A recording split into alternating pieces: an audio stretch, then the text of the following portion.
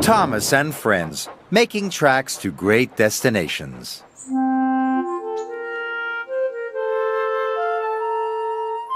Dear Christopher, here is your friend Thomas the Tank Engine. He wanted to come out of his station yard and see the world. These stories tell you how he did it. I hope you will like them because you helped me to make them. Your loving, Daddy.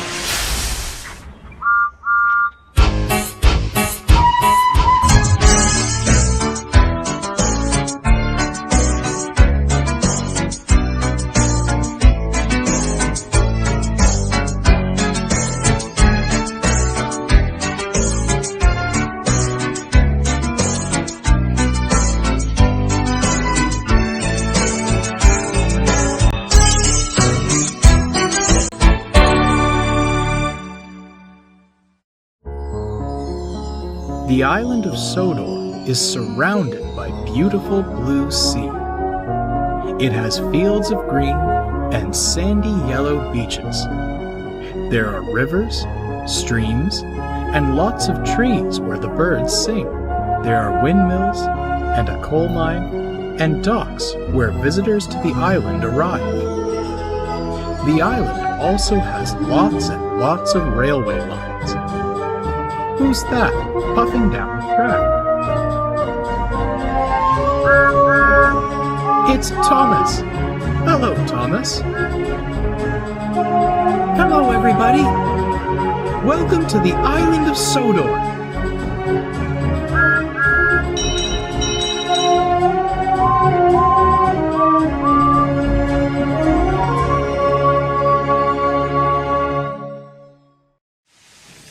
The message from the big city. It was evening on the island of Sodor, and Thomas the Tank Engine was pumping into the station for his last train of the day.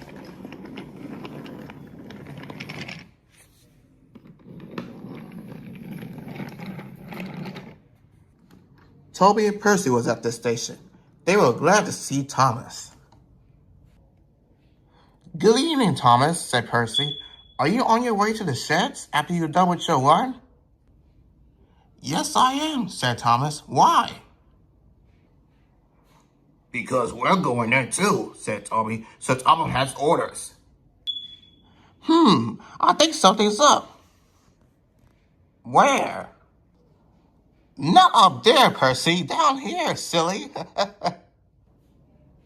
"Oh, how can something be up when it's down?" Suddenly, just then, the engines heard a whistle and chuffing noise.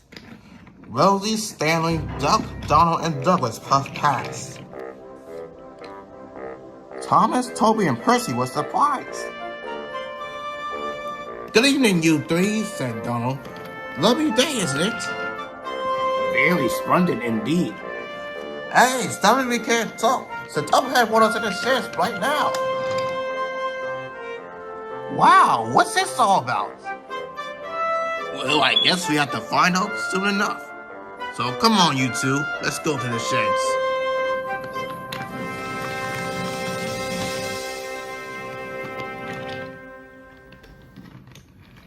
The engines were gathered at the timid sheds. They were all excited. Until... "Silence!" boomed Sir Topham Hatt. "Now, I have gathered you all here because I've got a letter from the little girl that's from the big city. Dear Thomas and his friends, please, can I meet you? My friends said they like all of you and your friends. You can come to my house for tea, but my mom said that there's no tracks for you to puff into.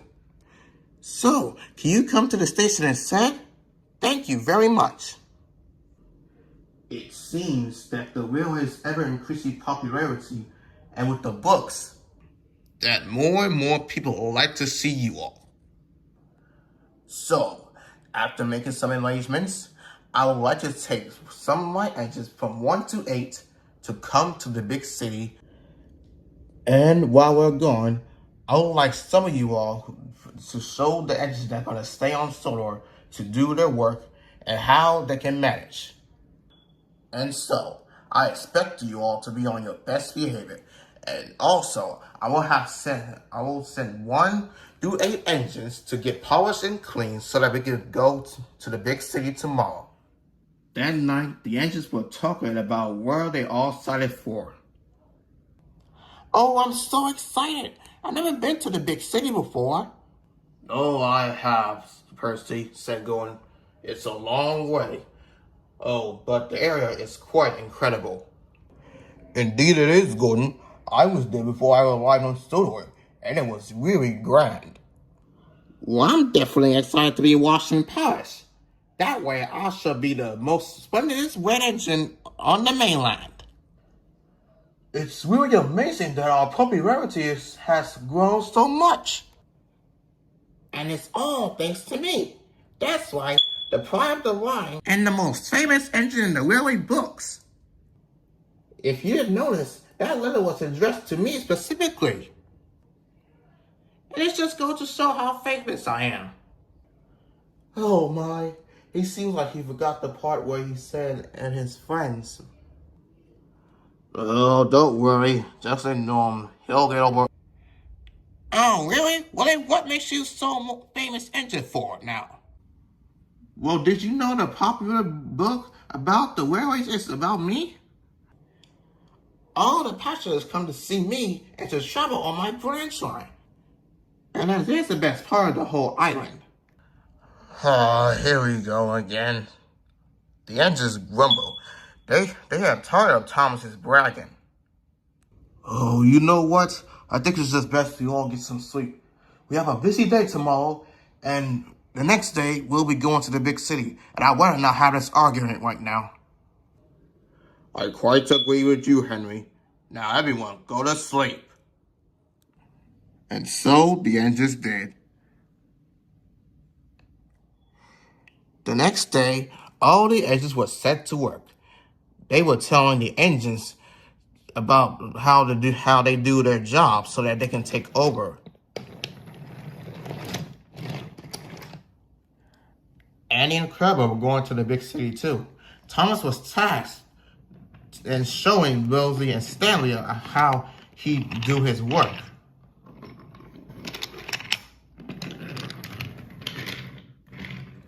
When he was finished, Thomas went to Morgan's mine so he, Rosie, and Stanley could shunt some trucks. Thomas was getting more and more excited, too excited for his own good. He began to boast it to Rosie and Stanley. I'm glad I'm a splendid engine. Everyone knows it, and even the people on the mainland do. And we wouldn't go to the big city if it wasn't for me. Rosie and Stanley didn't mind Thomas' stories. Soon they began to shunt. And Thomas was telling about the time he was pulling the trucks and almost fell off the wheels. You know, once I pulled the trucks, they would push me down the hill, and I was going too fast. Luckily, I was able to hit the bumps when we got to Edward Station. And that's when Thomas made his mistake. Thomas, before you do that, there was a brick wall. You're right, Rosie, said Stanley. The workers working on the tracks. And it's not finished yet. And then there was trouble. It was like this, Thomas boasted.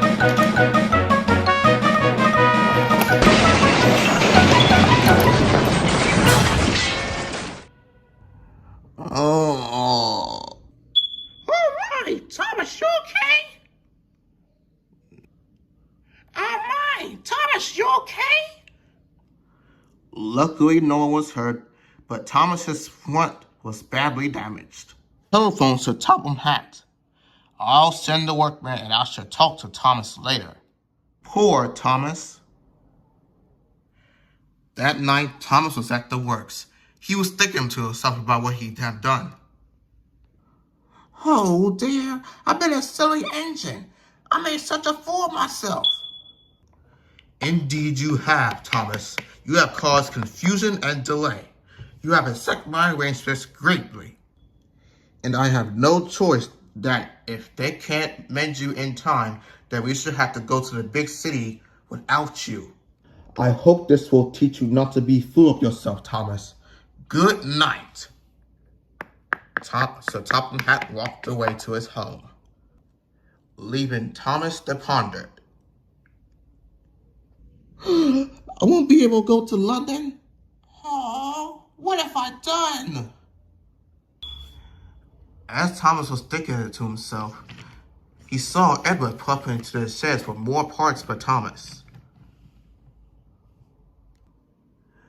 Hello, Thomas. I just came to drop off some parts for you and to see how you are doing. Oh, Edward, I really messed up this time. How could I have been so reckless? It's really such a stupid thing to do. Of course I would have stopped in time, and I would have everything. I just really wish I could go back and redo what I did. Hey, Thomas, listen. Do you know why those books have been written about our railway? Well, it's because we're proper engines with faces? Besides that. Oh, well, I'm really not really sure. It's because of our experiences and how that include all of our mishaps.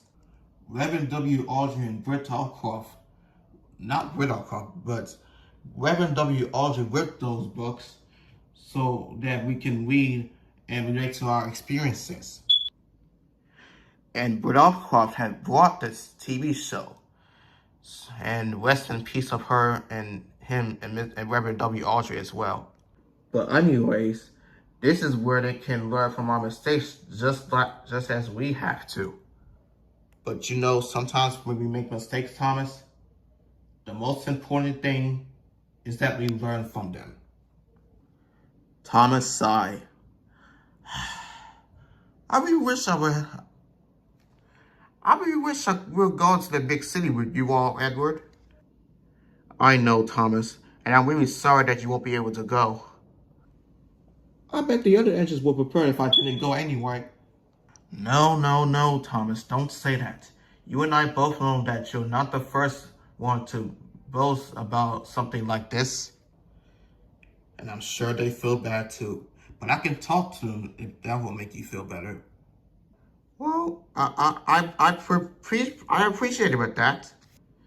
Thank you, Edward. Anytime, Thomas. Anytime.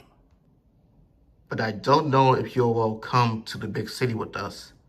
If not, I guess I'll see you in a few days, I guess. Well, yeah, I guess we'll see. Thanks for talking to me, Edward. You're welcome, Thomas. And good night.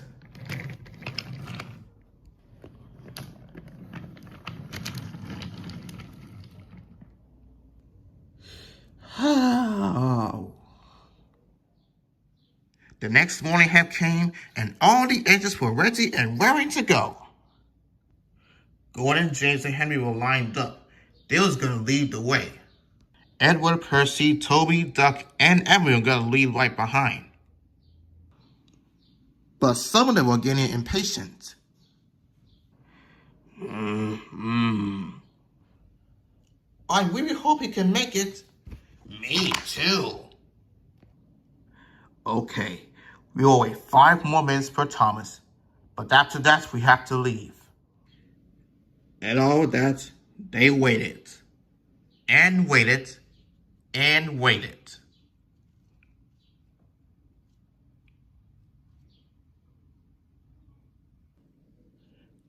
Then suddenly the engines heard of a chuffing noise. It's Thomas! And sure it was Thomas.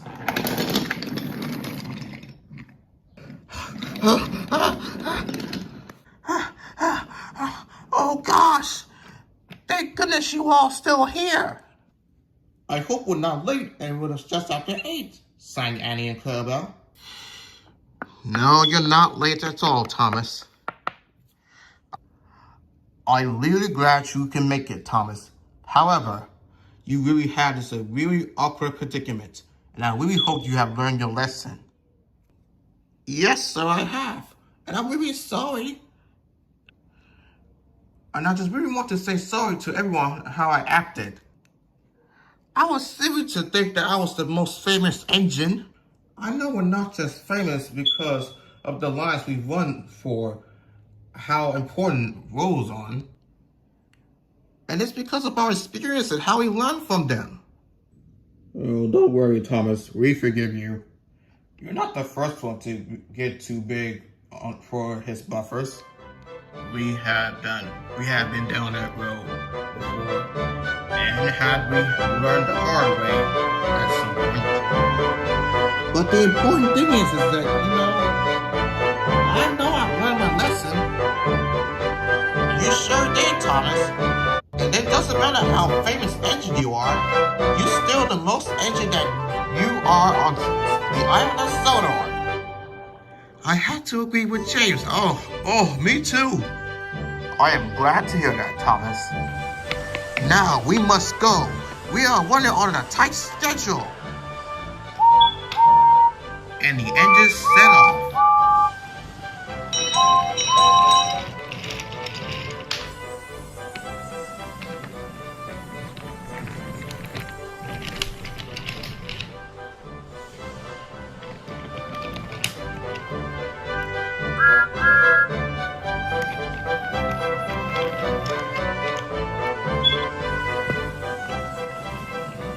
Look out, big city, here we come!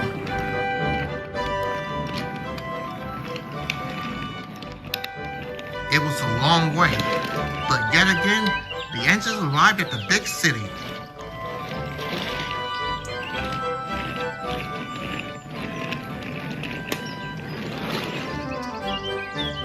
The children was delighted to see the engines and how they read stories about it and how they have been watched TV about it. Being famous is great and all, but it's much better when you get to share fame with your friends. You're right, Thomas. And all of them had to agree.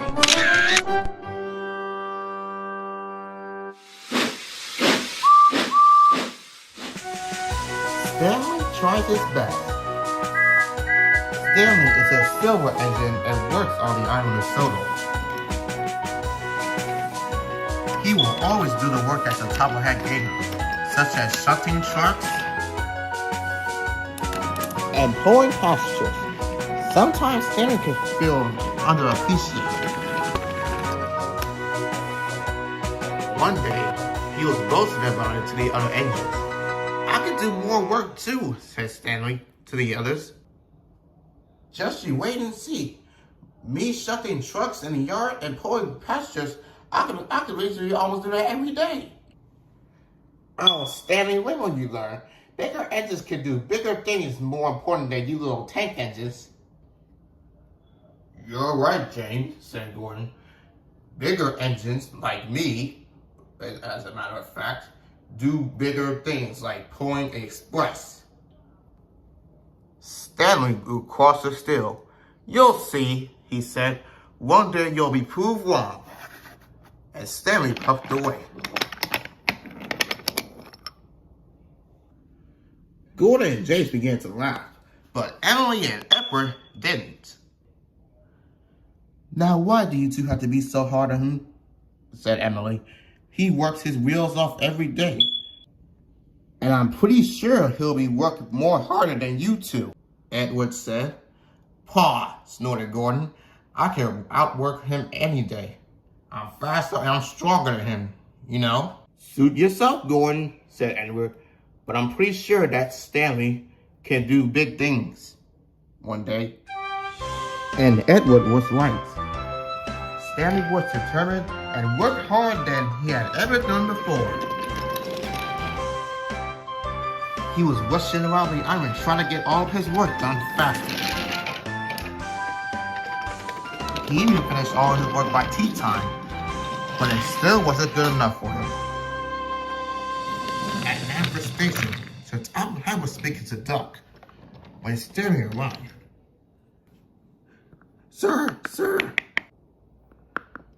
Sir Thomas walked over to speak to him. Yes, Stanley? Do you have any more work for me? More work, laughed Sir Thomas. My goodness, Stanley. You already done your work for the day? Yes, I am, said Stanley, and I'm eager to do more. Well, this is unusual, says the top hat. Well, okay, Stanley. You can help Donald and Douglas help in the yard.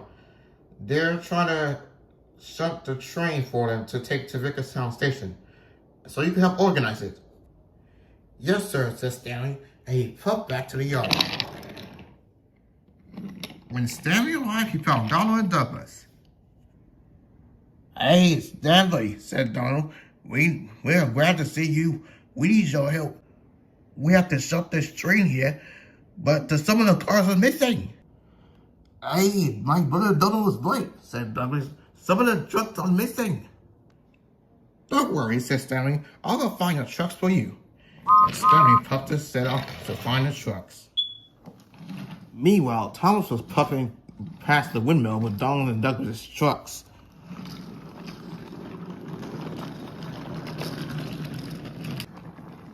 Ooh, wee, these trucks are very heavy, said Thomas. But I gotta hurry and get these trucks to Donald and Douglas. They're waiting at Knapwood Yards. Just as Thomas passed by with the train, Stanley was looking for the same trucks that Thomas was pulling.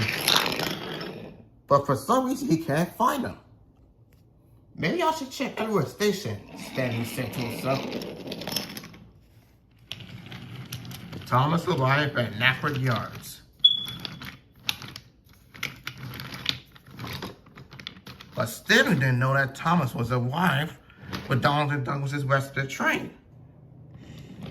Thomas then arrived at the yards, nearly out of breath.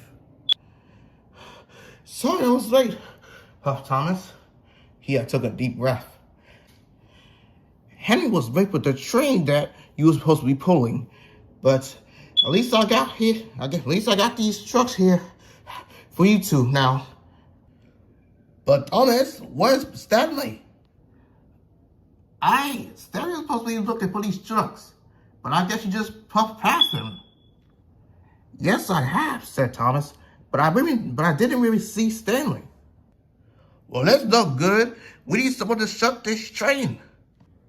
And not only that, we'll be late as well. Don't worry, you two, said Thomas. I'll shut your train. I only got like 20 minutes for my passenger train, so I can shut the train for you. Thanks, Thomas. You'll leave me on a good friend. Thomas set off to shut Donald and Douglas' train. When that was done, Thomas shut the last truck for Donald and Douglas. Here you go, you two. Your train is ready. Thomas soon puffed past so that he could get out of Donald and Douglas' way. The two of them coupled up to the train and was ready and raring to go. Ready, Donald? Said Donald. Ready so let me be, said Douglas. All right, let's get started. And Donald and Douglas set off. But as they tried to puff off, their wheels started to slip because the train was too heavy.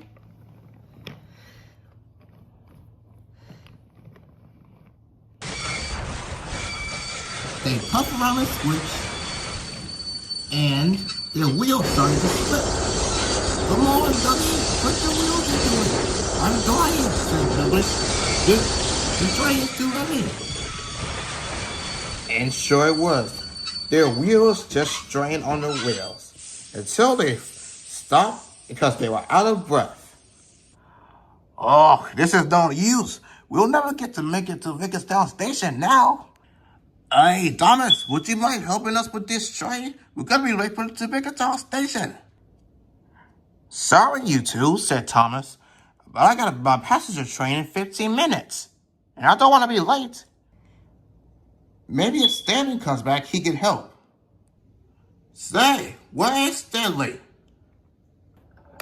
Stanley had given up and was on his way back to the yards. He soon arrived, but disaster struck. Diesel was shut to the caboose so that he could shut it into the siding, but he biffed it too hard, causing the caboose to roll by itself. Oh dear, said Diesel, this is not good. Stanley stole it and braked hard, but it was too late.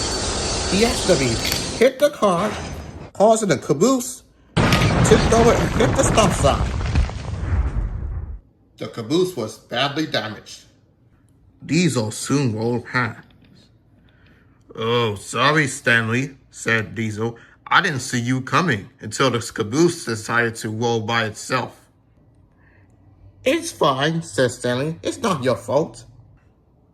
The commotion was here near the switch. "Look," said Thomas, "it's Stanley." Then Thomas shouted, "Stanley, can you hear me?" "Thomas, is that you? Where you at?" "I'm with Donald and Douglas. I soon came in with the rest of the trucks that Donald and Douglas are supposed to pull."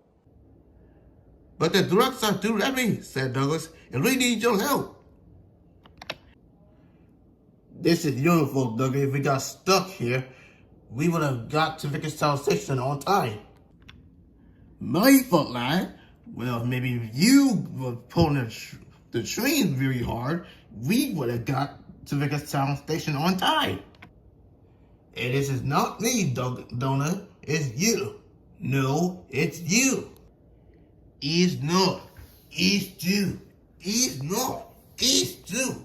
"Quiet," said Thomas crossly. "Stanley will be here in just a second, and soon you guys will be on your way to Vickerstown Station." "Hey, you like Thomas? I'm sorry, Dougie. Maybe it was my fault."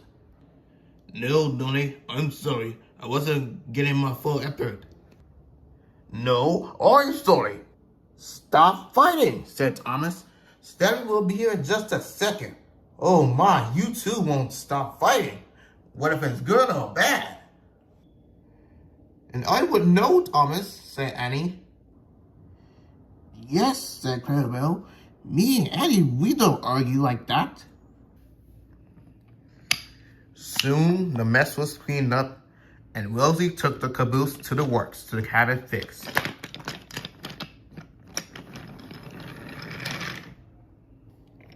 While Stanley puffed around to help Donald and Douglas with the train, he was soon coupled up. "Ready, whistle Stanley? Let's get started." And with the wheels started turning, soon the train had started to move. "We're doing it," said Donald.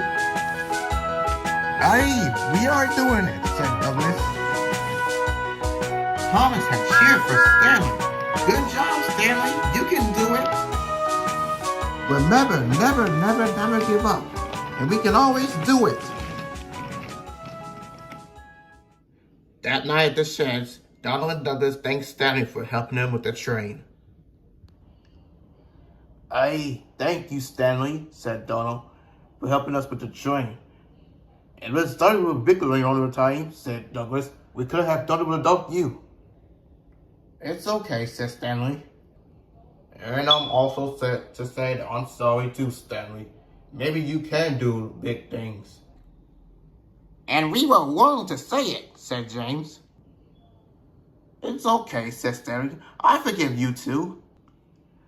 "As I always said Thomas, little engines can do big things too." "And you really have proved your point today, Stanley." "Thanks, Thomas," said Stanley, "and I'm always here to help and fight in need." The engine smiled and went happily to sleep.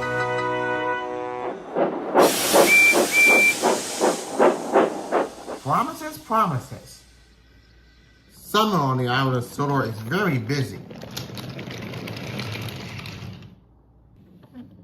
Holidaymakers love to sightsee. When the weather is fine, there is no place to visit. Some people like to go to the mountains. Others like the valleys, and the children love the seaside. One morning, Thomas was pupping along the line that runs by the coast. His two coaches, Annie and Clara, were packed full of children that's going to the beach. Everyone was happy. He arrived at the station when he saw Percy about to pull off with the mail. "Hello, Thomas," said Percy. "You look cheerful. I wish I could take the children instead of me pulling the mail every day." "Well, there's the Vicar Sunday School," explained Thomas. I'm busy later on, and the station master said I can ask you to take the children home. Of course I will, promised Percy. It'll have me take a break from pulling the mail. Percy arrived at Maryland Station. Edward was there. Hi, Percy, said Edward. I heard that you're going to take the children home from the seaside later. Yes, I am, said Percy. I am so excited. Well, you must be careful while on the journey, Edward said. There is a storm coming, and I heard the thunderstorm booming. Oh, I'm sure I'll fight through the rain again, Percy said. A long time ago, I fight through the flood. And a promise is a promise, thought Percy, well, no matter what the weather. Percy set out to finish delivering the rest of the mail. Percy was on his way to pick up the children when he saw Diesel sitting in the siding. Hi, Percy, said Diesel. Sorry I can't talk. I have to hurry back to my shed. Why? The rain is coming, and I also heard you finna take the children home. And good luck with that. And don't get stuck in the water like how you did a long time ago. We Diesels always help in need. Mind here you go, Percy. Oh, Pa, snorted Percy. I've got plenty of coal. As long as I run on these rails, I could go anywhere and anyhow. See you later, Diesel. Goodbye.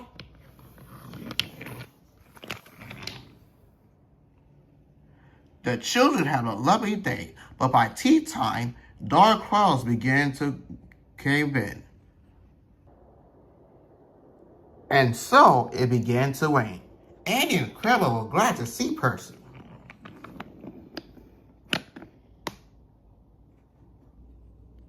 He was just in time, but the rain began to stream down Percy's border. Ugh, he shivered, and thought of his nice dry shed.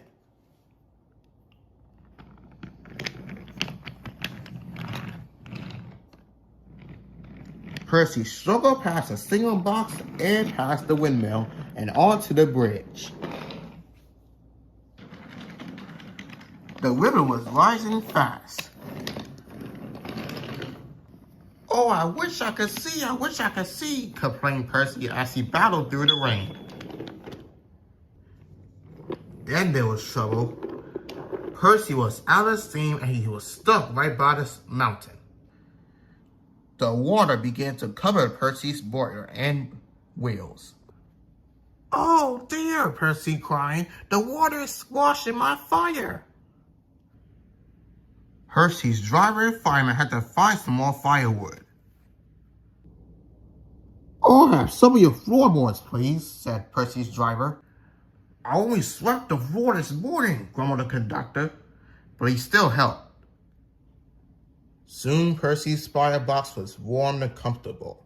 He felt warm again. Then he saw Diesel going past. Oh dear, said Percy. He's come to laugh at me. But Diesel didn't come to laugh at Percy. He was only coming to see what was the matter. And he came for help. Diesel's driver had thrown something. And something was thrown right by Percy's boiler. Ow, said Percy. He didn't mean to throw things. It's a box of drinks for us, said Percy's driver. Diesel came by to deliver it.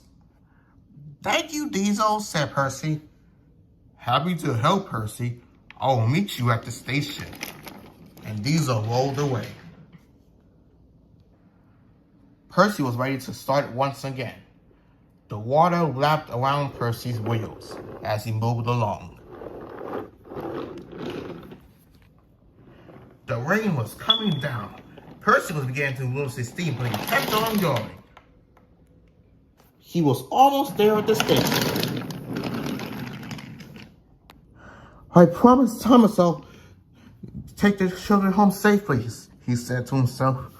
I must get to the station. I must get to the station. He made one more big effort, and at last he arrived at the station where Thomas was waiting. "Well done, Percy," said Thomas. "You kept your promise, despite everything." Percy had took a deep breath and thanked Thomas. "Oh, thanks, Thomas. I had to do what I had to do to deliver these children back. And you brought them back here safely. I am proud of you, Percy." Just then, Diesel arrived with a Topham hat. He had thanked Diesel's driver and then thanked to Percy. "Well, Percy," says the Topham hat, "Diesel told me that you were a wizard. He said he can beat you in some things, but not being a submarine. But I don't know what you two get up to sometimes. But I do know when you brought these children safely here, that makes you the most really useful engine of all." "Oh, sir, thank you, sir." Percy was happy. He had fight through the weather and kept his promise to Thomas that he would brought the children home. Percy just smiled. The engine failure. The engines on the island are sort of light and busy. Sometimes when they overwork themselves, their pistons broke down. And then they would have to go to the works to be fixed. One afternoon, Gordon was resting in Vickerstown, getting ready for his next journey. The express was late, and he was determined to make up the lost time along the return trip. Suddenly, there was a loud or familiar horn that echoed through the station. It was Diesel. He had just came back from the works. "Diesel," said Gordon, "finally back from the works, I see." "Oh, yes," said Diesel. "Hopefully I'll stop overheating now."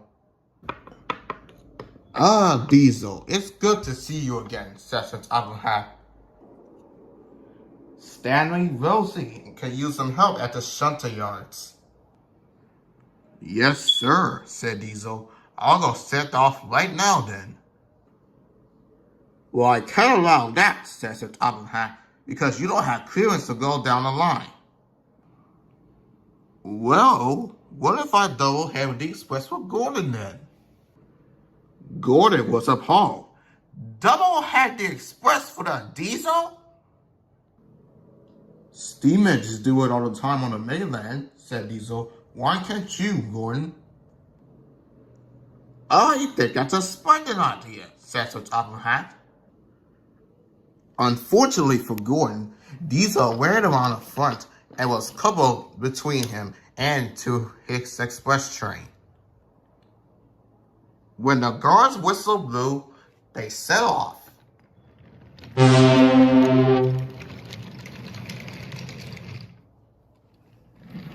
The journey was no trouble at first until they reached Gordon's Hill. Gordon's Hill was steep, but Diesel kept on going. Pull hard, called Gordon as Diesel pulled up. Diesel had pulled and he needed to.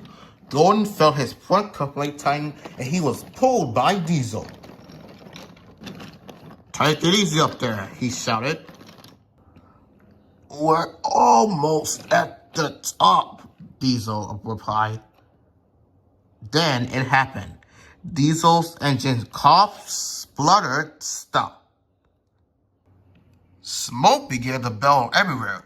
Gordon bumped into Diesel so that he could pull all the way up to the top.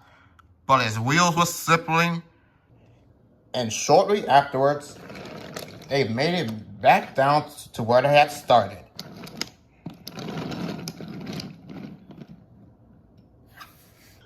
"Oh dear, my engine. Sorry, Gordon." "Oh, this is ridiculous," fumed Gordon. "Out of all the times the engine is breaking down, now I'm late." Diesel felt terrible. Luckily, Edward came to help. He buffed up to the back, and the engines were able to finish their journey.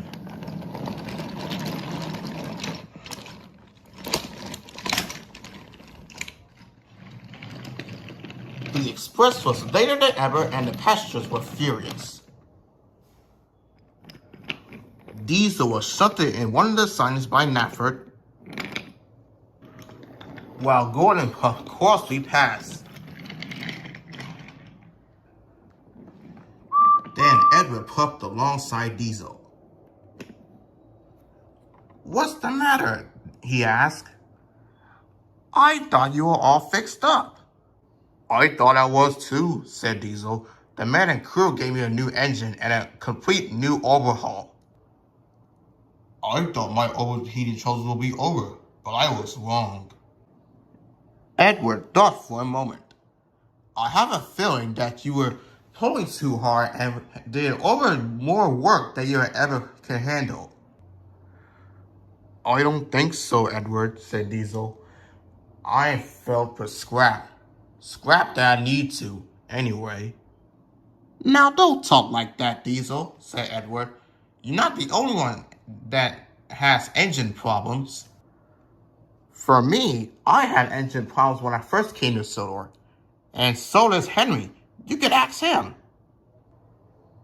Then Edward's driver popped out of his cab. "Come on, Edward. You have a train to pull." "I have to get going with my train," said Edward. "Goodbye, Diesel. Remember what I said?" And Edward puffed away. Diesel thought for a moment, but he had a little hope left. The next day, he was taken to the works on Henry's goods train. Then Henry arrived. "Hello, Diesel," said Henry. "This is a strange-looking truck. You won't be playing any tricks on me, will you?" Diesel chuckled quietly to himself. "Only teasing, Diesel. You have broken down, right?" "Yep, I have broken down, Henry. I am a failed engine. Failed engine to be scrapped, you know." "You're not a failed engine," said Henry. "You're just having some engine problems. Nothing that can't be fixed." "You know," said Henry, "when I first came to Sodor, I thought I was a failure engine myself." "You," said Diesel, "but you're so strong and fast and..." Diesel's voice trailed off in wonderment. "I was once an experimental engine, a mix of two engines, if you will. I couldn't make any steam, and I felt very weak. But Sir Topham had did everything to make me powerful again. Now I'm stronger than ever, and everyone thinks that I'm a really useful engine again." Diesel was impressed. "You'll get better too, Diesel," said Henry. "You just gotta find something what's best for you." "I don't think anything does," Diesel replied sadly. "Crew at my diesel works couldn't fix me as well."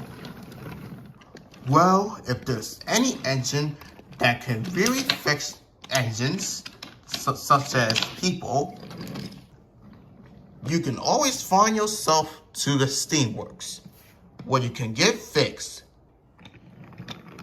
And they also have diesel parts too." "Really?" said Diesel. "I didn't know this." "Trust me, Diesel, you'll love this." "Hello there," said a nice man. "What's happened here?" "Hi, workman," said Henry.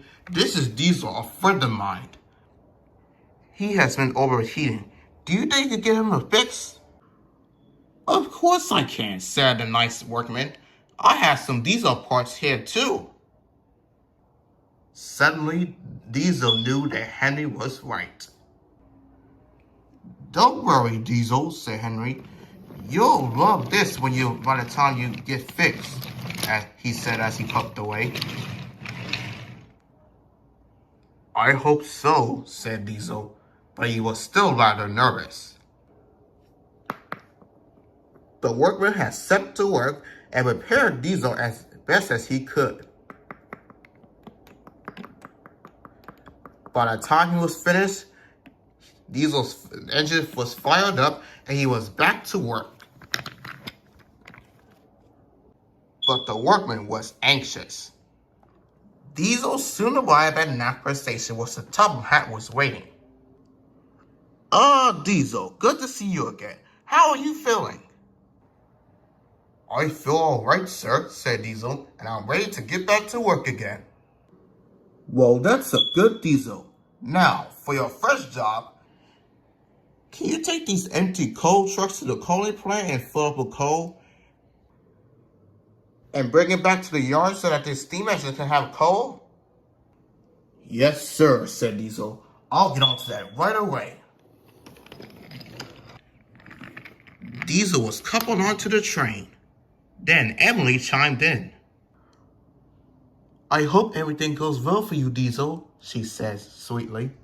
Do you need any help? No, thank you, Emily, said Diesel.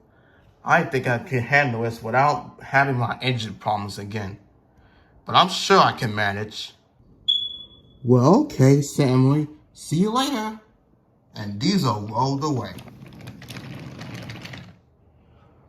Diesel was at the coaling plant filled up with coal. He was soon on his way back to Napper when trouble began.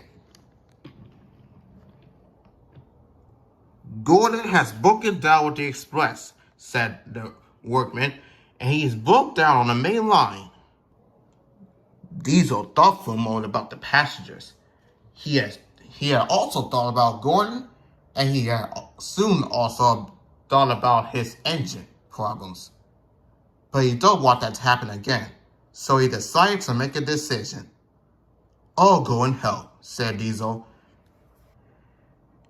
And even if my engine problems get breakdown, I do not care.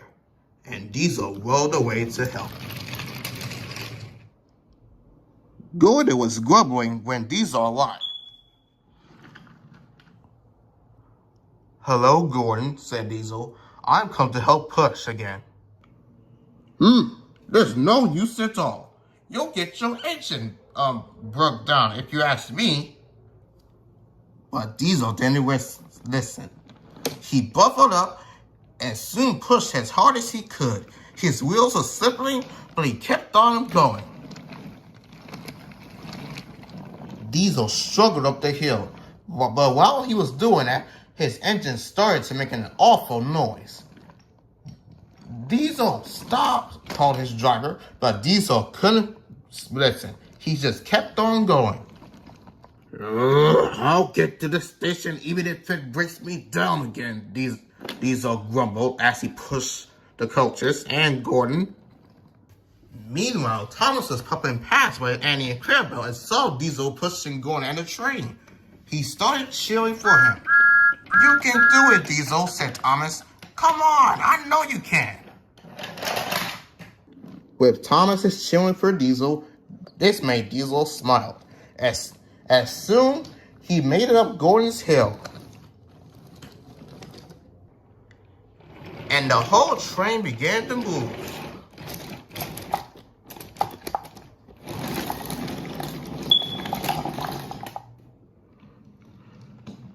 Soon, the whole train arrived at Napper Station when Diesel's engine began to stop in good fashion. Smoke bellowed everywhere. Percy quickly took Diesel to the siding so that Gordon's passengers can get off safely. While that was done, Henry took Gordon to the works. Later, Sir Topham and a smartly dressed passenger came to see Diesel. Thank you for your hard work today, Diesel. I am very proud of you. Now we shall have to get that engine of yours fixed. Spare the thought, sir, said Diesel sadly. It's good for scrap, as I told the other engines. Nonsense, Diesel. This man is from the other railway, and he knows exactly what to do to fix engines. Sounds to me, Sir Topham, that this engine needs a completely new overhaul and a new rebuild. We'll make him as good as new again. Diesel was delighted. He had never was so happy in his life. Oh, sir, thank you, sir. I will definitely won't have any engine problems once more again. When Diesel came home, he had never had any engine problems. And when an engine needs help or broke down, Diesel is always here to help. And Edward still helps engines after all. But Diesel is glad to be on the island of Sodor and never have any engine problems ever again.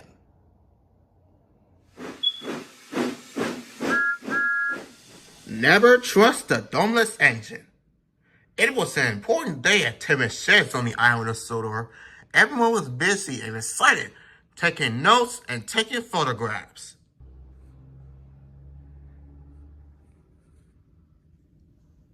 A special visitor had arrived and was now the center of the attention. The engines were excited to see this engine because he looks very famous and very smart. Who is that? Whispered Thomas to Duck. That, said Duck proudly. It's a celebrity. A what? Said Percy and Rosie all together. Celebrity. A celebrity is a very famous engine, replied Duck. My driver says we can talk to him soon.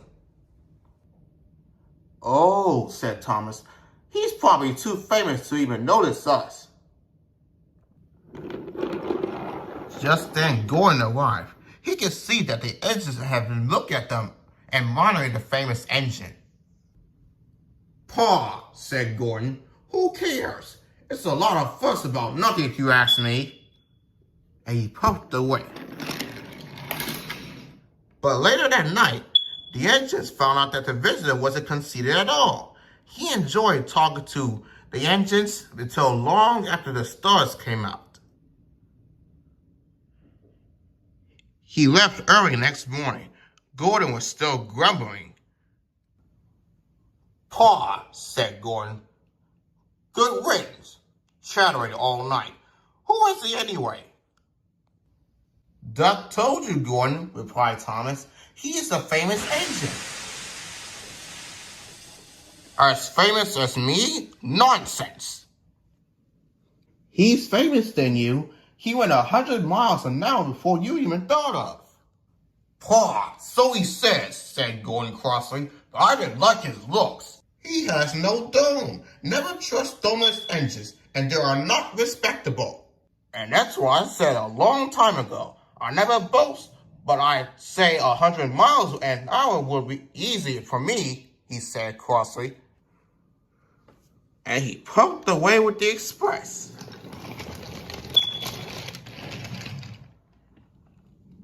Later on, Duck took some empty trucks to Edward Station.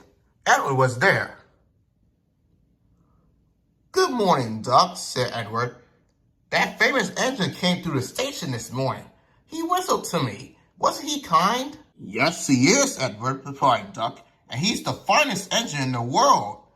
Then he told Edward what Gordon had said. Take no notice of him, he said. He is just jealous. He thinks that no engine should be famous but him. And as a matter of fact, I think I hear him coming now. Gordon raced through the station very fast. His wheels was pounding the rails.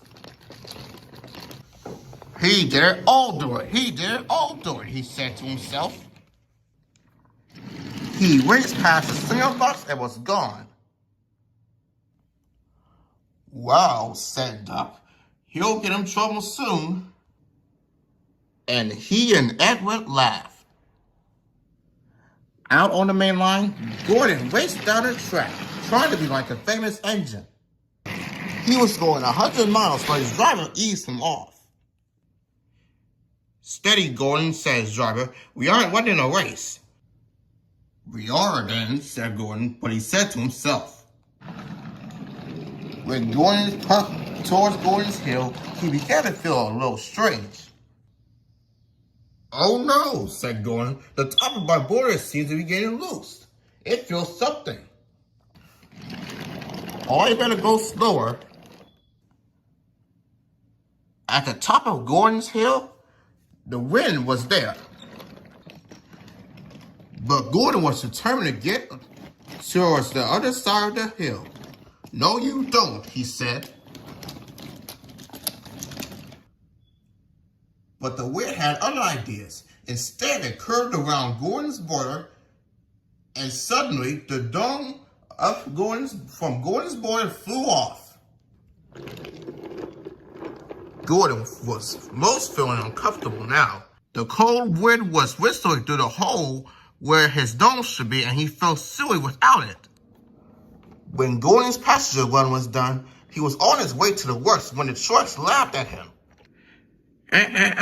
Never trust a Domeless engine, said one of them, and they started laughing and laughing. Ugh, he said, grumbling as he puffed away. Gordon was puffing back to the sheds from the works. He had a new dome, but he was still feeling down of what the engine might say. I hope the sheds is empty tonight, he huffed to himself. But the engines were already there waiting for him.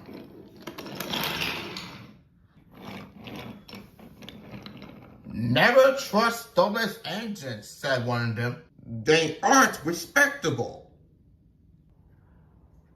Gordon said no more and went unhappily to sleep.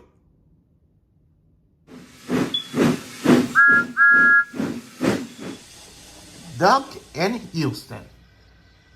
The island of Sodor has lots and lots of stations, such as Nappert Station,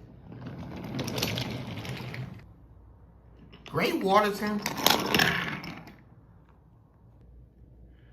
and of course, London Station.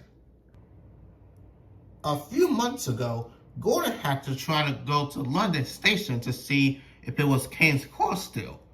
But as he came to the station, it was called Euston. And that was when he and Duck had a big argument about it until this day. One afternoon, Gordon and Duck was talking to a visitor at the sheds. I traveled to London back in my younger days, said Gordon. Do you know the place? The station's called King's Cross. King's Cross, said the engine. His name was Euston, because he was named after the station. London's called Euston. Everyone knows that. Rubbish, said Duck. London's Paddington. I used to work there. I can assure you, said Euston, as I was named after it, the station indeed was Euston. What a silly name, you ask me, said James as he pulled into the shed. Well, it hasn't been long since I worked there, continued Duck. The station must still be called Paddington. The good thing about shunters on my railway is that when they know just to keep quiet, matters seem to forgot, much like the station name itself. Duck was incensed. I do pity you, isolate on this island, he continued, looking at Gordon. It's tending to your idea of what hard work means. And it will take 3 of your express ones to make up mine. No wonder you forgot the station name. I suggest you come to London and see for yourself, but that will never happen. And Euston puffed away to go do the work. Pa, well, excuse me, if you hadn't noticed, I came to London, and the station was called Euston, but when I find out... But Euston was already away. Early next morning, the iron of soda was blinking into the fog.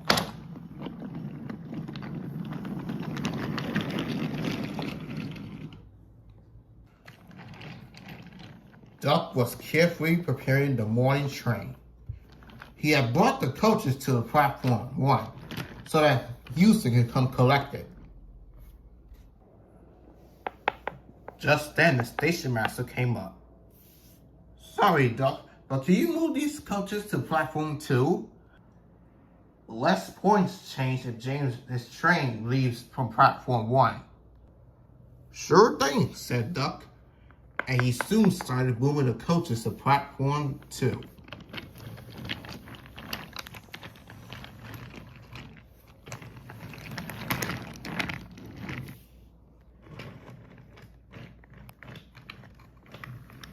And Duck had shunted James's train onto the first platform.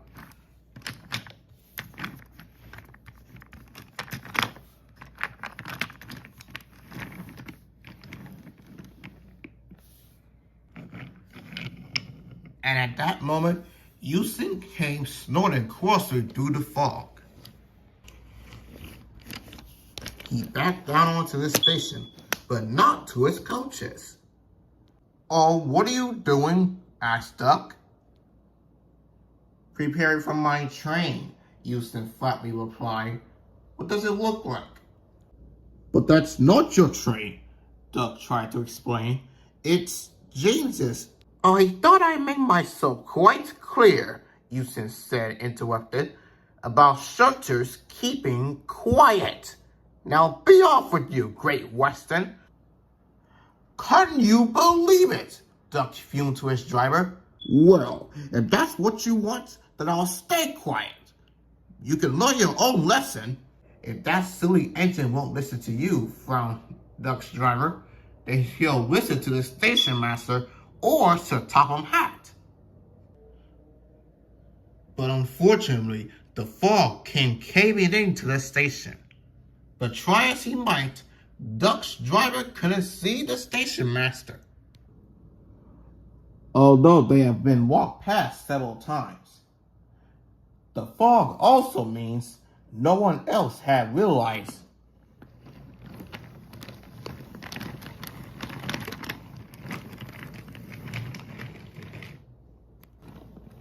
Euston left, none the wiser. Oh, he'll be in trouble now, Duck said to himself. Duck returned to the shed, still feeling cross. No surprising that Euston ignored me about his train, considering he would have listened about the proper station. Paw, snorted Gordon. In that case, then you two should listen to me. The station is clearly King's Cross.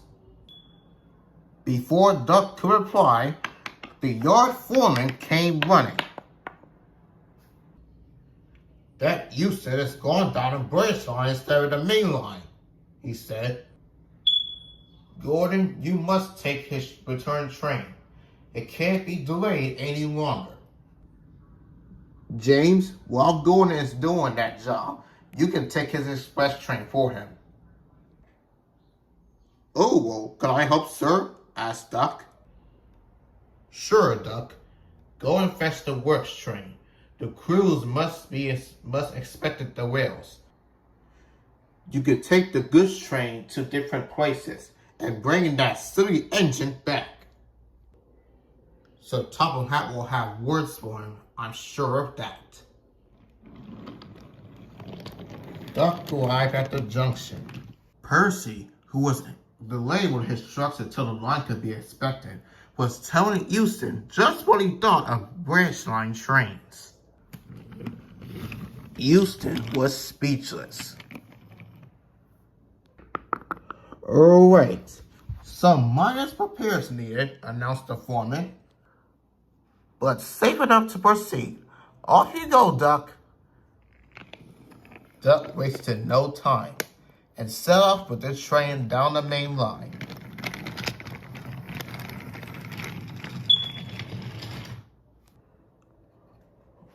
When the wheels was checked and finished, Percy was able to finish his job. When Duck returned, Euston grimaced at him.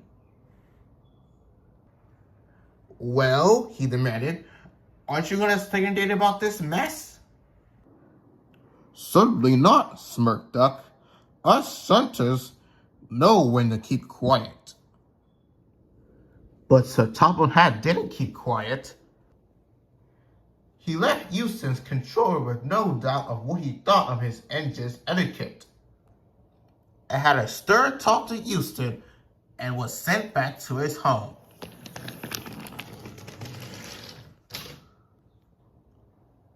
"I do feel partially responsible, sir," sighed Duck.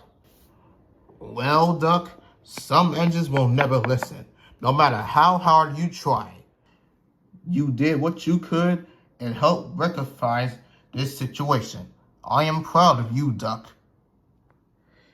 "Thank you, sir." "Well, there is one thing I wish you would stay silent about," muttered Gordon.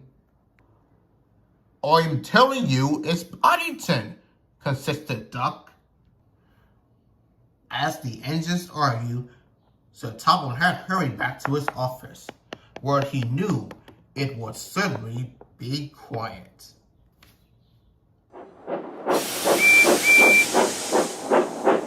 Henry's leaking water problems. It was the end of a busy day on the island of Sodor. The engine had been very busy. They were feeling pleased, proud, and splendid. All except for Henry. He was feeling ill.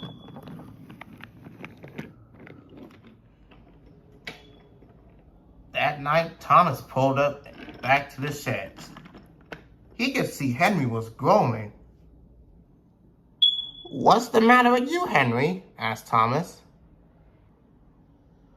"My boiler is grumbling," he complained. "Maybe it's grumbling at you," teased Thomas. "That is not funny, Thomas," he said crossly. "You just don't care."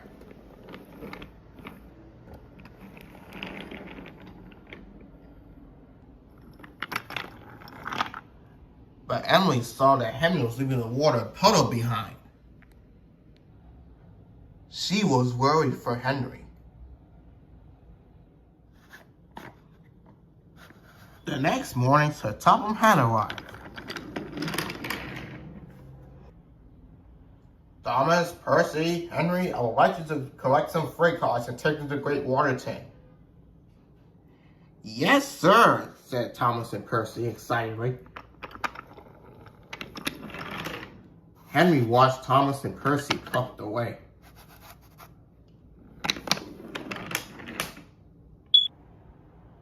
Henry didn't want to go to work today.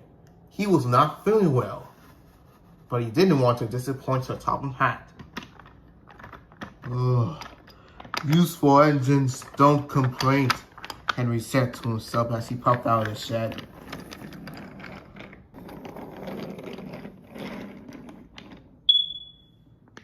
He was leaving water everywhere as he jumped towards the coaling plant.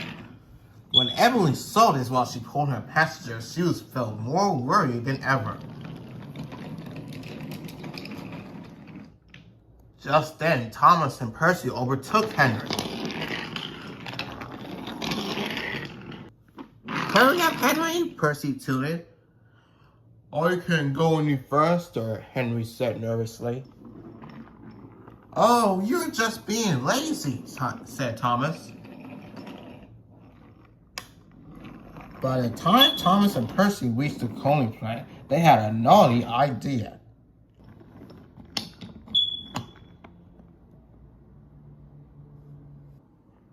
"Please, sir," said Thomas, "Henry wants to take more freight cars." "He is bigger," added Percy. The yard manager agreed. "All right then, Thomas and Percy. Now go shut these freight cars. Yes, sir, said Thomas and Percy, and they went off shunting. Emily arrived at Napford Station. Sir Topham Hatt was there. Emily had told Sir Topham Hatt all about what she had saw when Henry Puckle passed. I'm worried about Henry, sir. I want to help him. Perhaps his tubes are leaking, Sir Topham Hatt boomed. You better go check, Emily. Yes, sir.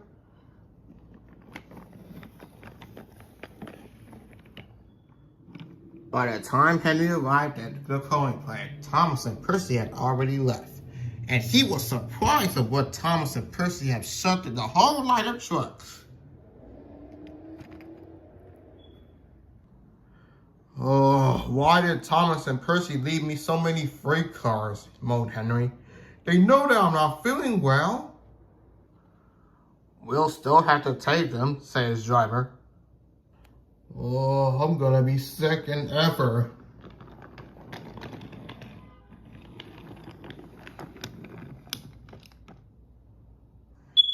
When Henry coupled onto his trucks, he started to puff away.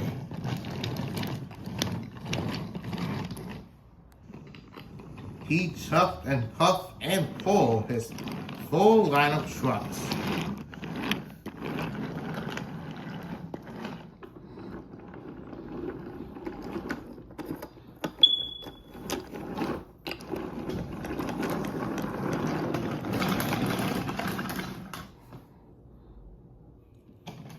You can do it, Henry, said his driver. Just one more effort and we're almost at Great Waterton Station. I hope so. But it was no use. Henry ground to a halt and stopped between the junction of the switches.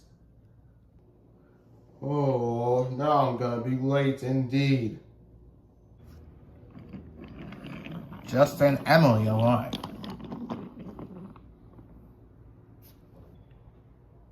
Are you okay, Henry? No, groaned Henry. I'm stuck, and I'm broken down. Henry's firemen uncoupled the heavy freight cars, and Emily changed tracks and coupled onto Henry. Oh, thank you, Emily, said Henry. What are friends for? Said Emily.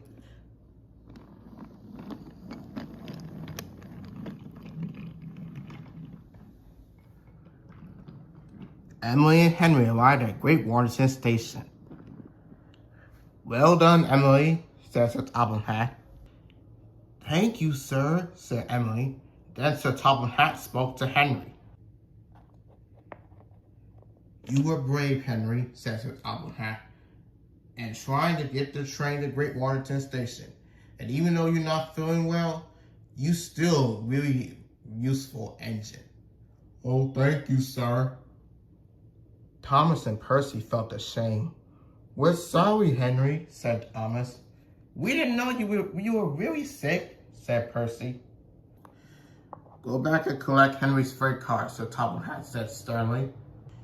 Yes, sir, whispered Thomas and Percy.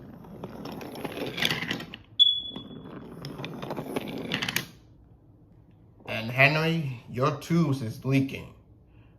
So, Emily, take Henry to the works so that he can be fixed. Yes, sir, said Emily.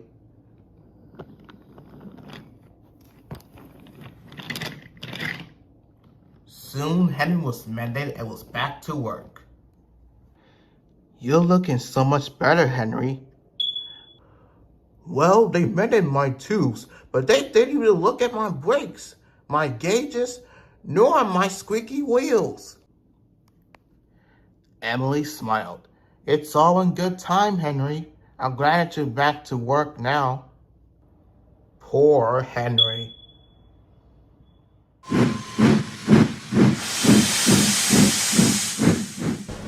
Nothing but the identical Scottish twins.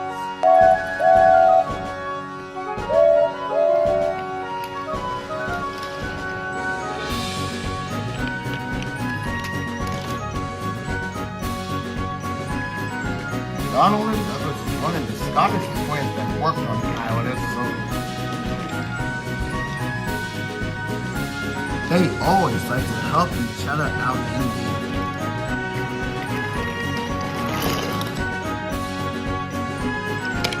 When they first came to Soda, Sir Toby had ordered one engine, but instead he had ordered 2 of them.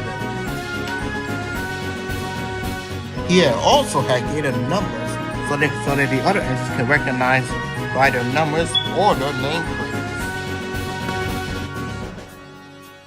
But with all the other engines begging Sir Toby had to let Donald and Douglas stay, Sir Toby had let them. And they were part of the Northwestern Railway. In cases with the other engines, they will sometimes confuse them. Especially with 2 new engines like Rosie and Stanley, but they have been working on the railway for about 2 or 3 years. One morning, Stanley was shunting trucks for the other engines. He saw Douglas, but he thought it was Donald. "Good morning, Donald," said Stanley. "How's your morning been?" Stanley, but I'm Douglas," said Douglas. "Oh," said Stanley. "Oh, I'm sorry." "Oh, it's all right, lads," said Douglas. "It happens a lot with me and Donald back in our old area in Scotland. Especially with you new engines like you and Rosie. But I won't blame you." "Oh, well, okay," said Stanley. "I'm gonna get back to shunting. See you later, Douglas." And Stanley went back to shunting. At the signal, Donald was pulling some boxcars. When Rosie puffed up, she thought it was Douglas. "Hi, Douglas," said Rosie. "How are you doing?" And at that moment, Donald was really cross. "Hey, it's Donald," he said crossly. "How dare you?" "Sorry," said Rosie. "You and Douglas look exactly the same." "Oh, pish posh," said Donald. "Me and Douglas look nothing alike, except we're the same in size, whatever." "Well, I can give you a list of attributes that you and Douglas have." Donald was super cross. "Oh, that's it. I'm leaving. Leave my nameplate next time you see me, Rosie." And Donald puffed away crossly. "He must have forgot I'm new here," said Rosie. Whatever." And Rosie puffed along her way. Later on, Donald met his brother Douglas at Napa Station. "Oh, I say, brother," said Donald. "People in some newer engines are always mistaking me for you." "Aye, you think I don't know, lad?" said Douglas. "People mistake me from you sometimes." "That is a real shame. We Scottish twins look nothing alike. And we're treated so thoroughly." "Well, actually, Donald, you're missing the point," said Douglas. "Remember back in our old days when you had blue paint?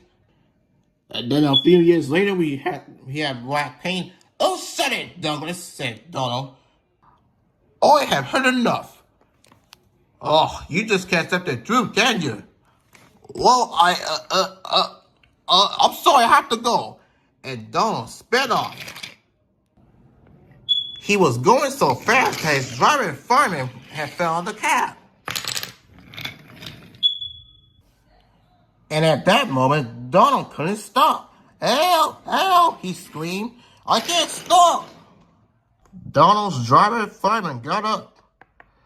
"Donald, come back!" they yelled, but Donald couldn't hear them. At timid sheds, the turntable was spinning so fast that the wind had pushed it really hard. And at that moment, Donald was going near Tim's sheds. And at that moment, the turntable had caught Donald and set him back onto the other line. And the turntable had stopped. Oh dear, said Edward. This can't be good. What engine was that, Edward? Asked Emily. Edward thought. I think it was Douglas? What's this I heard about Douglas? Said Sir Top Hat as he arrived at the sheds. Douglas is a runaway, sir, said Edward. Oh dear, said Sir Top Hat. Which way did he go? He went along that track. All right. Let's go, Edward. We must catch him. Edward went on the turntable and set off. Donald sped past the bridge. Then he sped past James.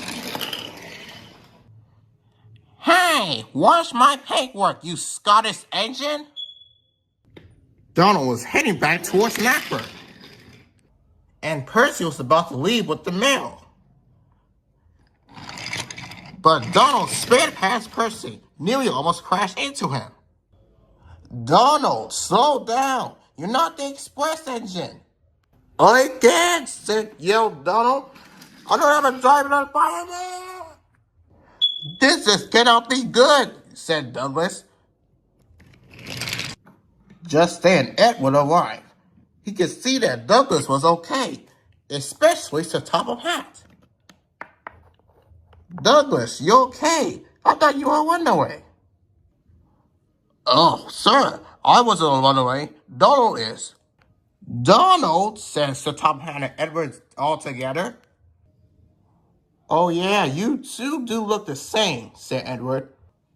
But anyway, said Sir Top Hat, we must catch Donald. Sir, I don't think we don't have the time. What do you mean? It was Donald. And he's on this track. Oh dear, said Edward, I better move out the way.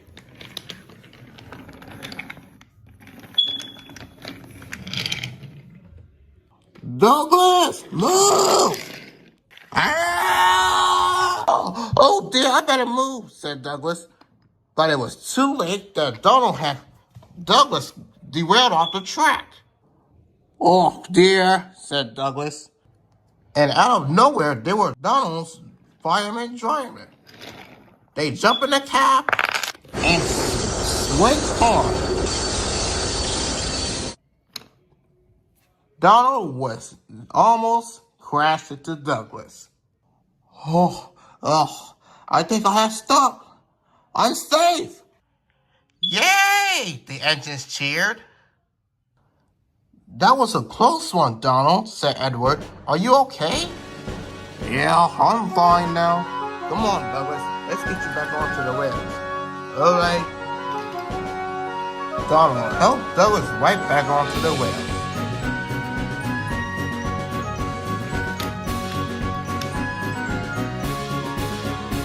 I'm sorry I was rude, Douglas, said Donald. It's okay, Donnie, said Douglas.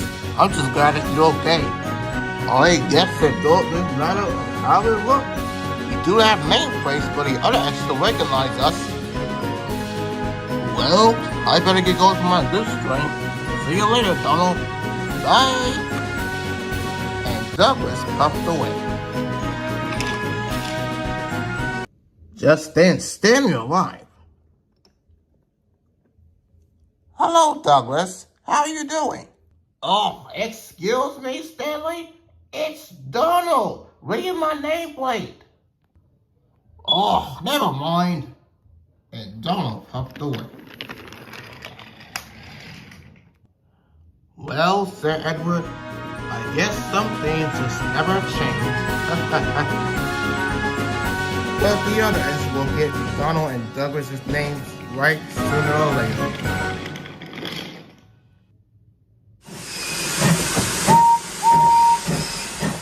Slow and steady, Thomas. Fall had came to the island of Sodor. It had been a stormy and windy night.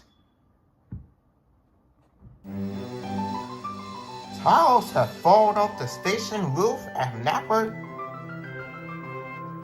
Telegraph poles had blown down. branches had fallen down to the line, and the wind had blown off the windmill. All over the island of Sodor, the storm and the wind had made a terrible mess.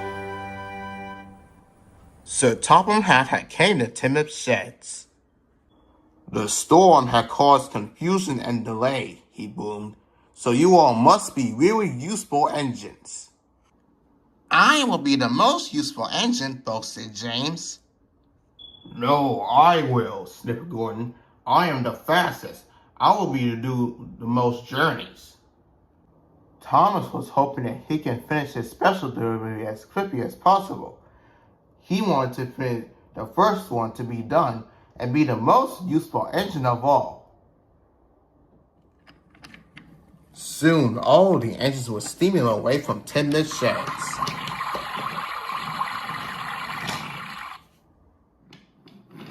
James went to Napa Yard to collect the workmen.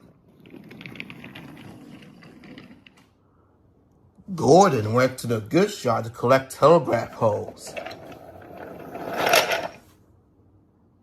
Toby trundled to collect new roof tiles. Percy went to collect new parts for the windmill. And Thomas puffed to Merwin Station. Farmer McCall was waiting for Thomas. Next to him was boxes and boxes of newly laid eggs.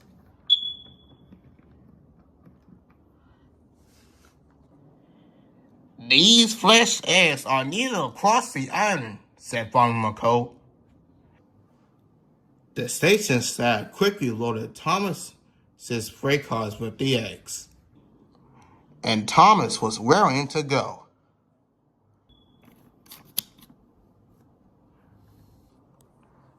My eggs must be delivered safely, said Farmer McCall, so I'm coming to make sure that you go slowly and carefully.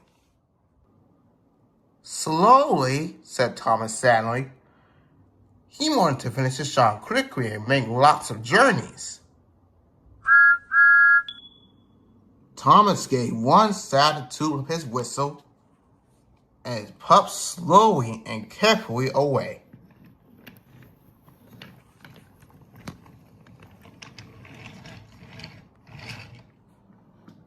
Thomas trundled on. He puffed and chuffed as gently as he could.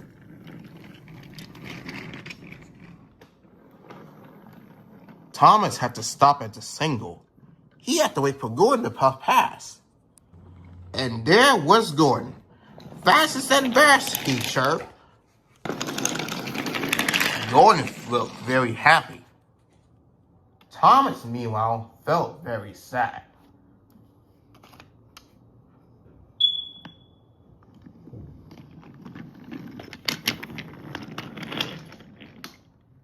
Thomas arrived at Great Waterton Station. James was there. He was carrying workmen. They were fixing the station house roof.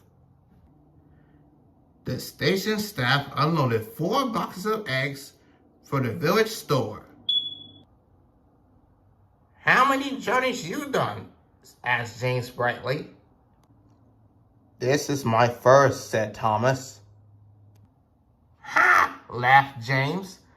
I'm on my 3rd journey. I'm as red as a rocket. He steamed away. Now Thomas was upset. He wanted to go faster more than ever. Soon the eggs were unloaded, and Thomas puffed slowly and gently out of the station.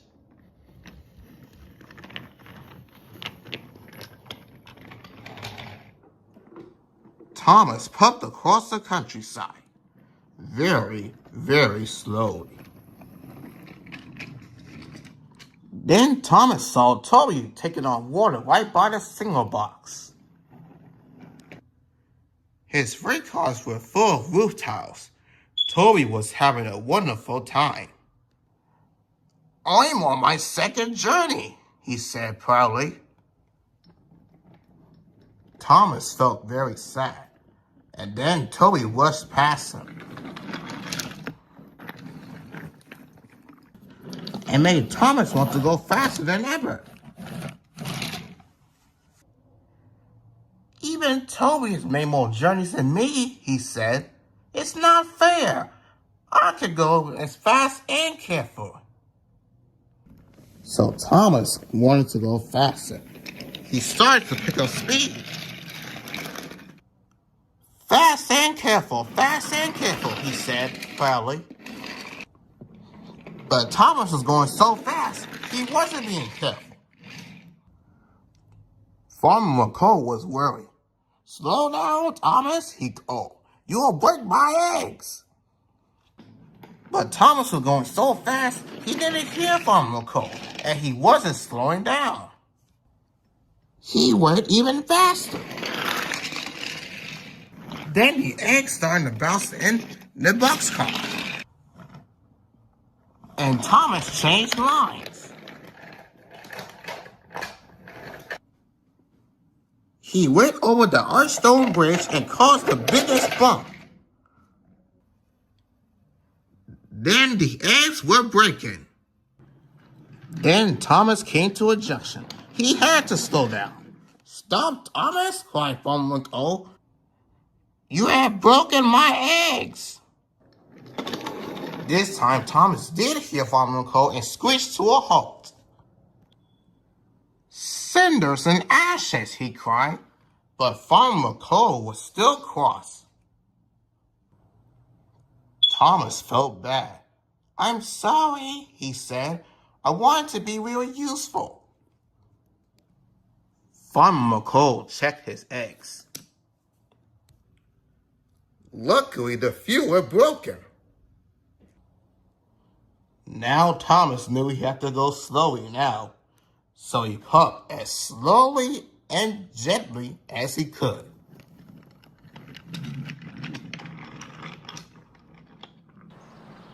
Thomas headed to Vickerstown Station. Suddenly, he heard an impatient whistle. James was right behind him. He blew his whistle loudly. Thomas knew he didn't want to speed up. Sometimes going slowly can be just as important as going fast, said Thomas. And he puffed carefully on. That evening, Sir Topham Hatt came to tend the sheds. He looked very happy. You have all worked hard and been really useful engines, he said. The engines all looked very happy, except for Thomas. He was thinking about the broken eggs. I've only made one journey, sir, he said, and I've broken one of Farmer McCoy's eggs. But most of the eggs were delivered safely, boomed Sir Topham Hatt. Farmer McCoy gave me the broken ones to me, and I love having scrambled eggs for my breakfast. You, Thomas, he added, are a really useful engine. Thomas just beamed.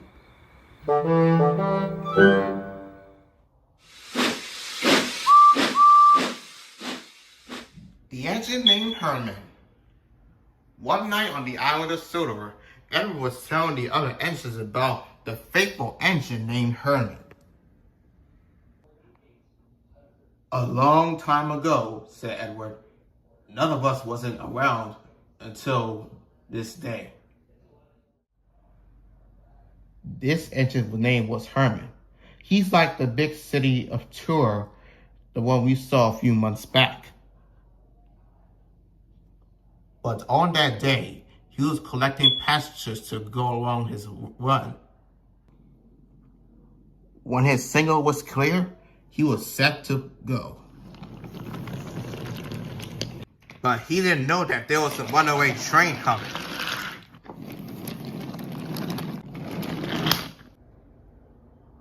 Although he didn't make it.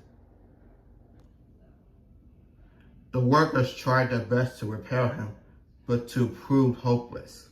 Herman was scrapped later that week. But some to say, on early moonlit nights such as this. He will be watching you and keeping a close eye as you send into the hill. No one knows what to say what he was looking for, but some say it is a grim warning, a reminder to handle your transport position. You never know what may come up otherwise. And when Edward had done telling his story about Herman, there was a silence. At last, James had spoke up. Are you joking, Edward? What? Yes, this so terrifying story just wraps up with a neat little handle of your trains. I mean, come on, Edward. Now we know it's untrue. Now, James, no, your story is rubbish. I mean, how do you know about this engine anyways? I never full well knew an engine named Herman. And even if I had, I surely have known about him scrapped on our own railway. James, Edward had sighed. He never knew that the engine like James will say that his story was rubbish. Yes, exactly. That's what I thought. But tell your story all you want. I'm going to pull my nightly goods. But nice try spooking me, though. And James puffed away. The rest of the exit was still on Edward's side. They didn't believe what James had said. Oh, sure, said Thomas. And what does he know? Don't worry, Edward. We believe you. I know. Thanks, Thomas. I'm pretty sure James will know sooner or later. James was pulling his nightly goods train. He was still thinking about Edward's story. Oh, that Edward is so bloody daft, telling stories just to get into our eyes. I mean, what absolute balderdash? James puffed up towards the signal box. He had to stop because the red light. Oh, sure, just on a red signal. What could be holding me up this time of night? The flying kipper that Henry is pulling left at 10 over an hour ago. Not sure, said James's driver, but we must wait here until a train passed by. And so James had waited and waited and waited, but still no train had passed by.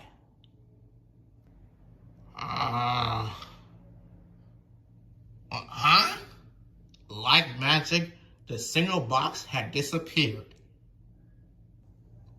Where's the signal box go? Suddenly, there was a faint whistle. Oh, now we're gonna have to have a traffic jam. Suddenly, there was another train coming. The wheels had shaken, and it had shooken James's train. Oh, it's perfectly moving fast. But they aren't stopping. Stop! Stop!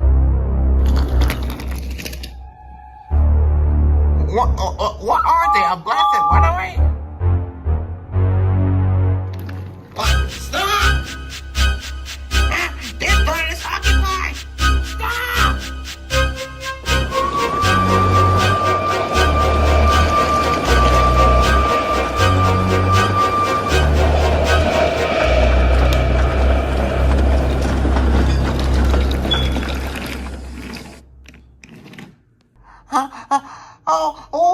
What's that?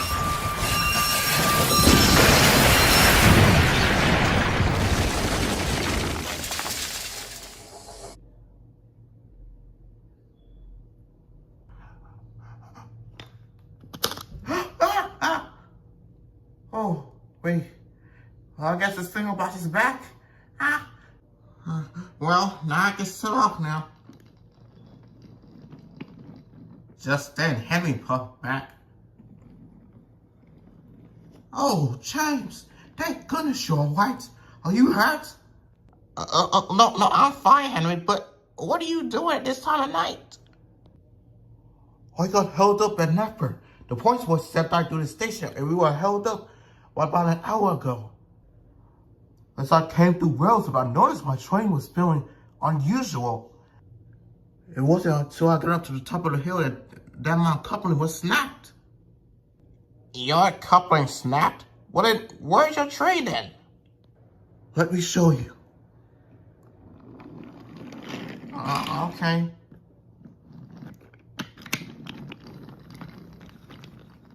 Henry brought James to the scene of the crash. What? This had happened? Yeah, and thank goodness you're safe.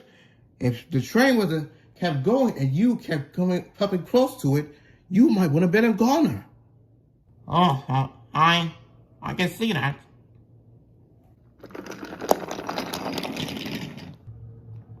Edward arrived with a breakdown train. Oh dear, are you two okay? Oh, yeah, we're fine. Yes, we're fine, Edward. Okay, good. It might be best if you two to puff back down to Wellsip and stay there for the night. We're going to need quite a bit of room to clean up. Of course, Edward. But, Edward, we'll talk about this later, James. Just go. Okay.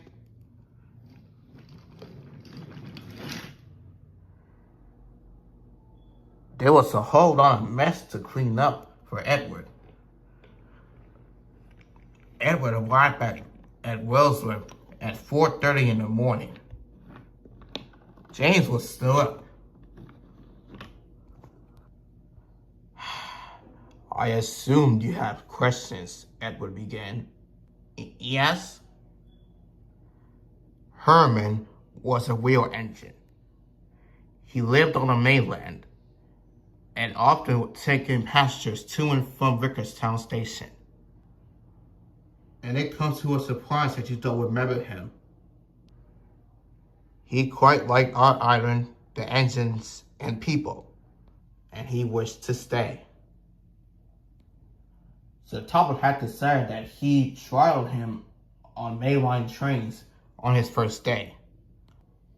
Herman was worried that he wouldn't make it up Gordon's Hill. He stopped at Wellsworth and asked me if I could be the back engine. I said yes.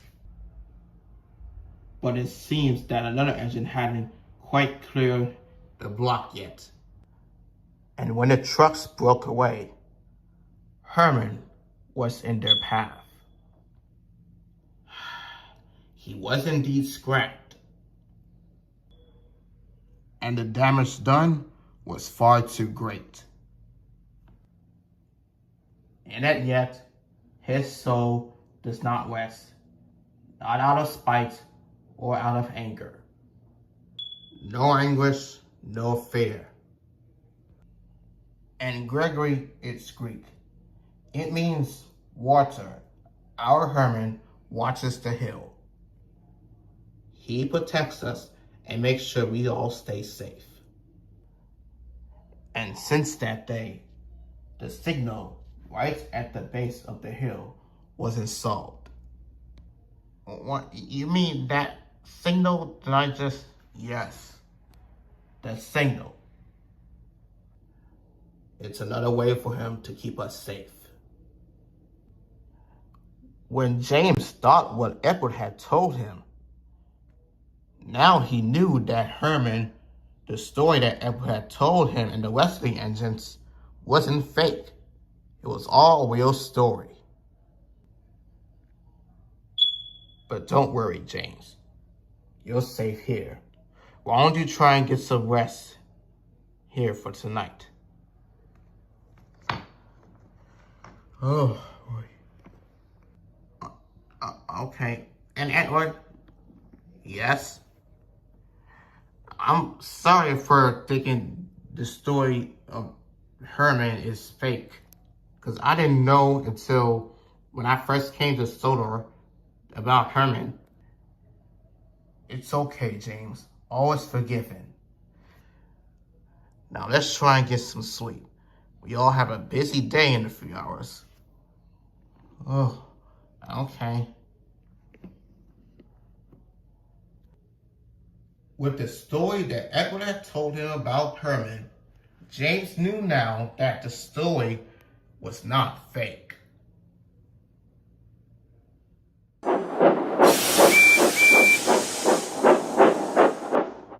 The Monster Under the Shed.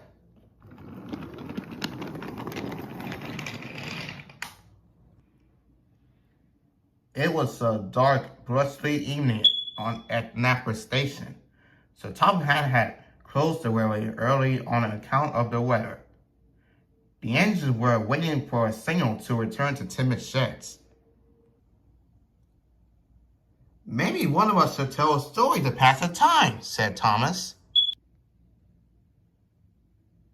The other engines looked pleased with Thomas's idea.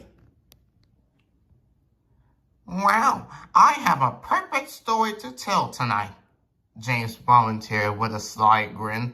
This story is going to be the better story, such as the Herman engine that Edward told us. A long time ago, James began, there was a brave little blue engine like Thomas who was always eager to help. The station master asked the blue engine one night, would you go to the end of the tracks to pick up a coach that was left behind? Of course, said the eager blue engine. And then he set off. But by the time the blue engine got to the set of points to the station to collect the coach,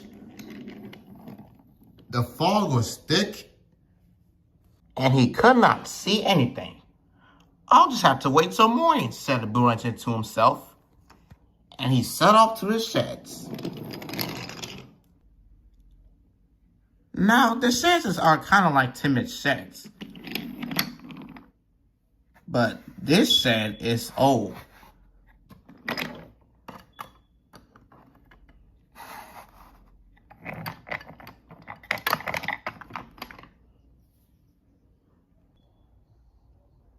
Late that night, the little blue engine awoke to a noise coming from below the shed. There was a creak and a crack. He opened his eyes and saw long fingers reaching from him through the floorboards. There was a monster under the shed.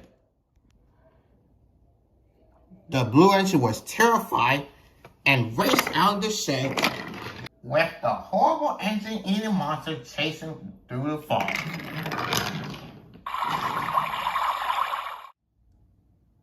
Is that what happened? Percy asked timidly. That's how the story ends, said James. No one ever heard from that engine again. But what about the monster? Oh, don't be silly, Percy, Gordon said with a chuckle. It's just a story. What if that story's true? Percy asked Thomas. What if the engine-eating monster is out there somewhere right now? Oh, Percy, said Thomas, don't be such a scaredy cat. There's no such thing as monsters. And with that, all the engines set off to the sheds.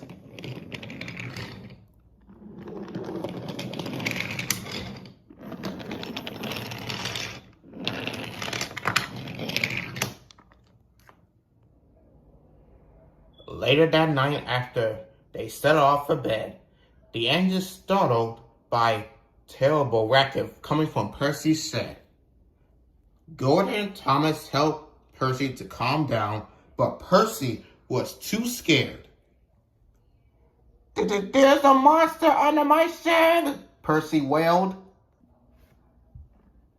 Suddenly, James appeared, roaring with laughter. He was puffing past with the scrap car to take to the scrapyard.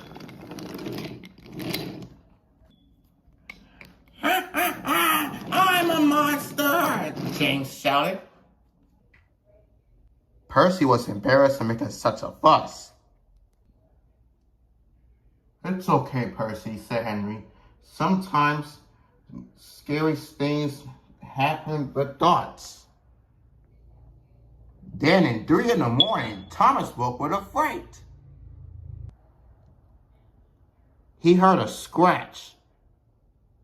James, could you stop scratching me? Yelled Thomas.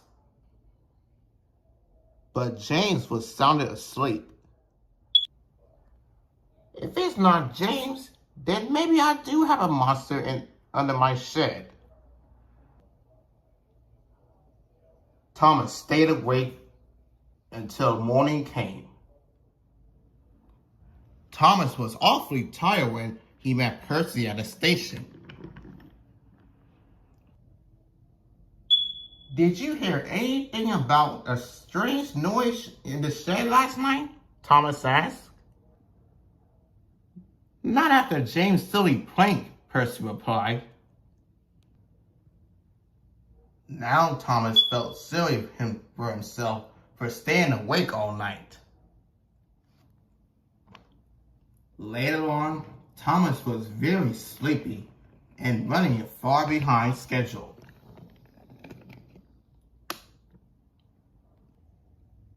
You look as you needed some special coal? Asked Henry.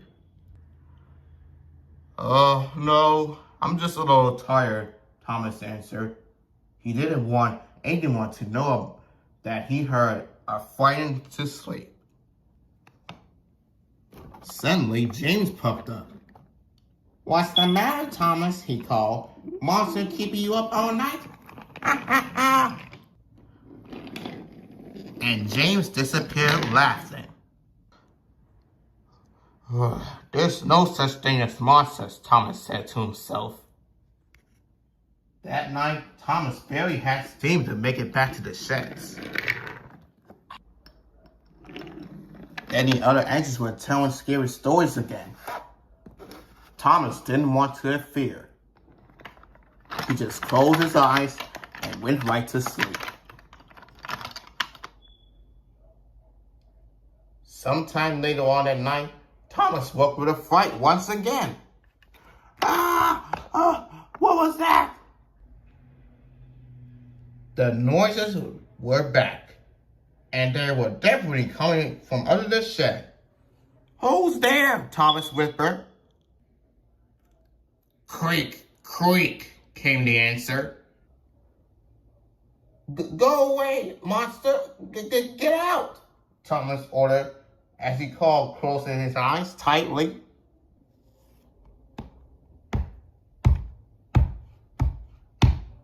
The noise were getting louder and closer.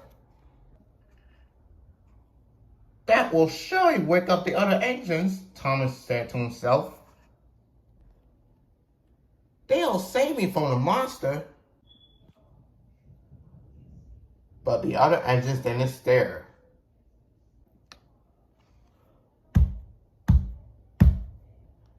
It's just outside the door, Thomas yelled. Psst, Gordon, help! Thomas whispered. But only the monster heard him.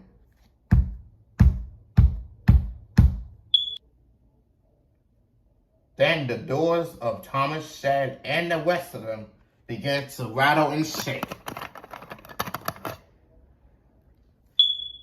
Bang, bang. It's just trying to get in, thought Thomas. Then suddenly, the banging stopped. Oh, wait. Thomas was too frightened to move. He peered outside into the dark, and there it was, the horrible engine-eating monster. Thomas couldn't see its eyes glowing in the night.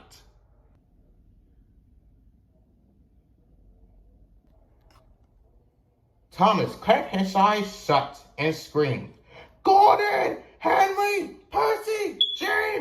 he cried. Save me from the monster! Ah!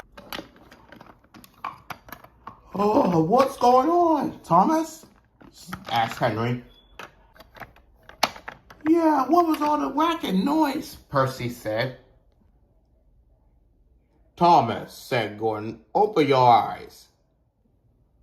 What are you laughing at, Gordon? Snapped Thomas. There's no monster under your shed, Thomas. Open your eyes, and you'll see what I'm talking about. Thomas opened his eyes slowly.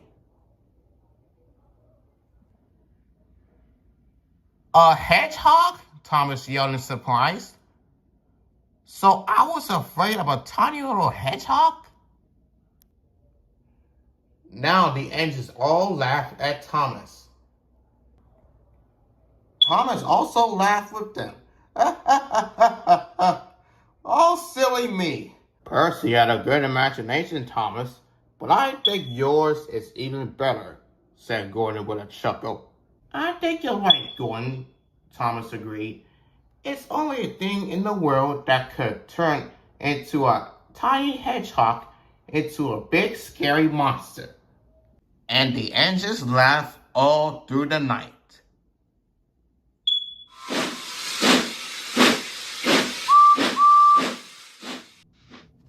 Percy's Scariest Fright.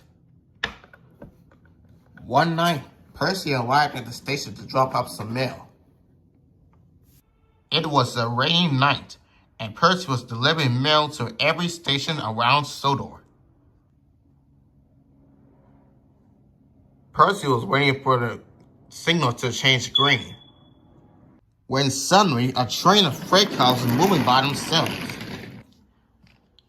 This gave Percy a fright as the train moved past by him. Fire and smoke, he said. What was that? A train of trucks can't move by themselves. Well, separate of troublesome trucks that want to play tricks. And that was what he told us to the other engines at the sheds. I'm telling you all, the trucks were moving by themselves without an engine shunting or pulling it. Rubbish, Percy, said Gordon. You need to stay out late. You'll be becoming delirious. I know what I saw. You know, said Thomas, this all sounds too familiar. Edward laughed. Oh, does it, Thomas? You got a story to tell us? As a matter of fact, I do. It happened many years ago. An engine of no name but has the same size as James was delivering his last train for the night. The engine is struggling up a steep hill and had taken more than it could handle. As the engine reached to the top of the hill, something broke, and the engine began to roll backwards helplessly.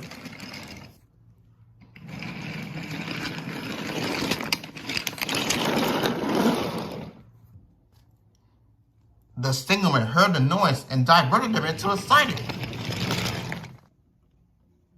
And the train smashed right into the bucket.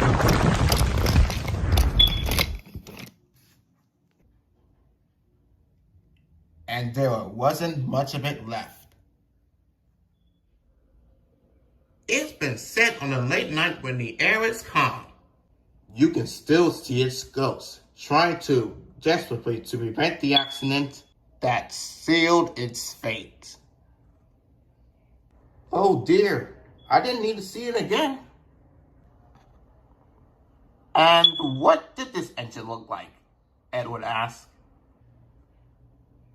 Well, why it wasn't ran, of course. Oh, well, I think we should get some sleep. We have a busy day tomorrow. And the engines went off to sleep. The next morning was a busy day.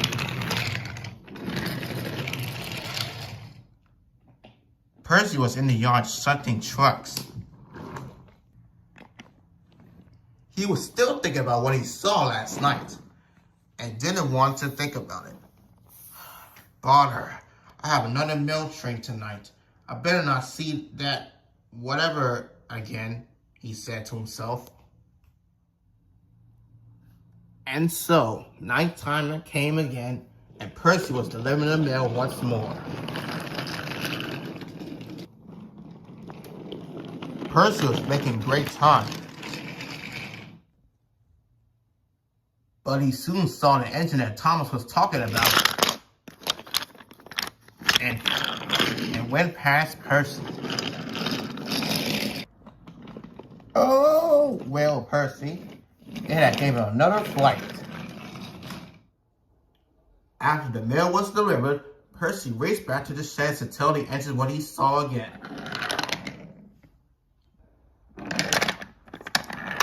I saw the ghost engine, he said to the engines. It had went past me and gave me a fright. Huh. Well, perhaps it wants you to take its place. I couldn't.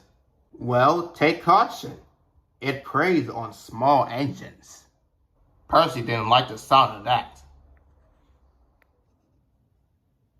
So the next morning, Percy decided to talk to Sir Topham Hatt about it.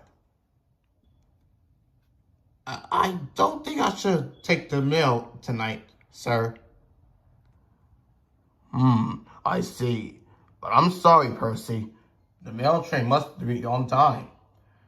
I can assure you that there is no ghost engine gallivanting about. Yes, sir, said Percy. So later on, Percy was off delivering the mail again. Percy arrived at Marin Station where he met up with James. Hello, James. Why are you out at this hour? Sir Topham had me to go on goods train at night, and no one else other than Henry is available. Wait, so that was your train that I saw the other night? At Marin, right? Ah, yes. Those stupid trucks never behave. Well, then that means I think you're the engine that I saw last night. I was so tired that I mistook you for somebody else. Percy, I wasn't out last. It all makes sense now. Well, good night, James. See you in the morning. I knew Thomas was only playing with me. And Percy set off with the mail. That engine doesn't know what he's talking about, James said to himself. And with that, the guards whistle blew, and James set off with his goods train. Percy knew that Thomas was only joking, and that his story was a make-believe. And for the next few nights, Percy didn't see any ghost trains or the train that's moving by himself. He wasn't afraid anymore.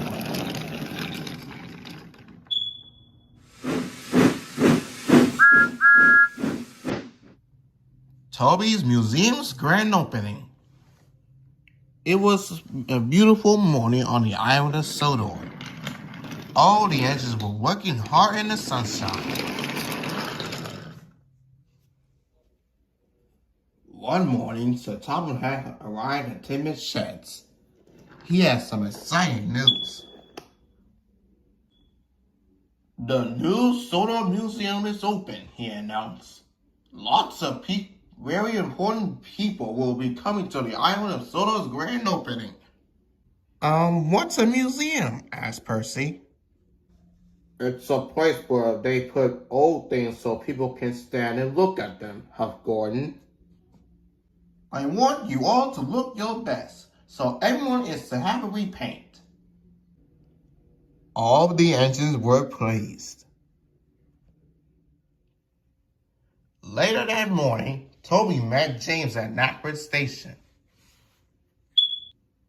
Have you heard about the museum? Puffed James. We are all having a repaint. I should look wonderful with my brand new coat of paint. I have not heard about it, said Toby. Why hasn't Sir Topham Hatt told me? You must have gotten left out, puffed James, and he steamed away.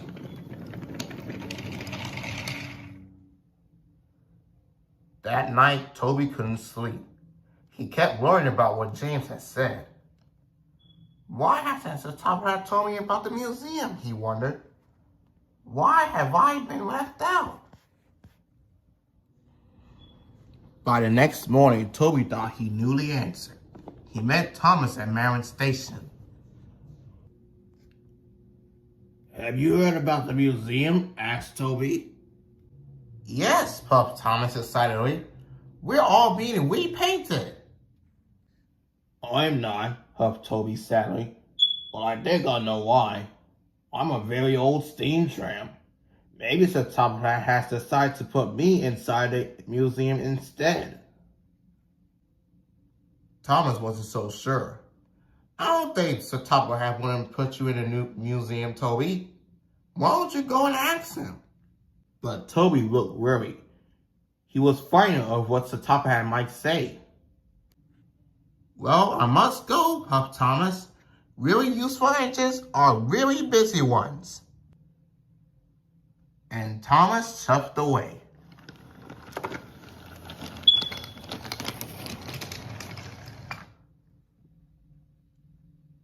Toby thought for a moment. I'll show Sir Topham Hatt that he can put me in a museum, said Toby. I will show him that I am a really useful engine. Toby arrived at Timid Sheds. Sir Topham Hatt was talking to Emily. Emily, you must go to the yard to get your repaint. Emily was very happy. Another engine must take the milk to the dairy. I'll do it, sir, said Toby quickly. Thank you, smiled Sir Topham Hatt. But before he could say anything else, Toby quickly steamed away. He didn't want Sir Topham Hatt to tell him all about the museum. Toby collected the milk and was on his way to the milk dairy.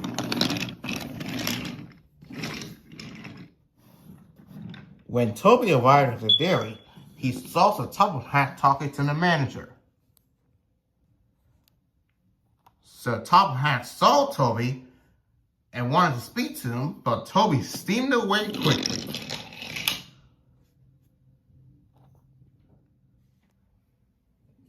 Later, Toby saw Thomas again. He was about to pull Annie and Clarabelle, but Thomas knew that he had to get his repaint.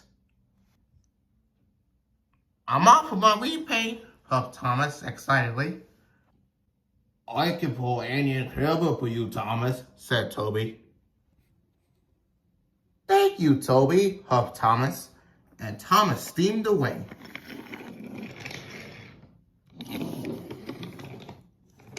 Toby ran around the switch and coupled up to Annie and Clarabelle, and Toby steamed away to take the passengers where they need to go. And with that, Toby was doing everybody's work. While James was getting his speed paint, Toby had took the solar fuel to take to the diesels. And lastly, Toby was something trucks in the coaling plant for Percy. He was finally finished. He was very tired and very dirty. Suddenly, he saw Sir Topham Hatt waiting by the track. Toby still didn't want Sir Topham Hatt to speak to him. Quickly, he diverted to a sighting.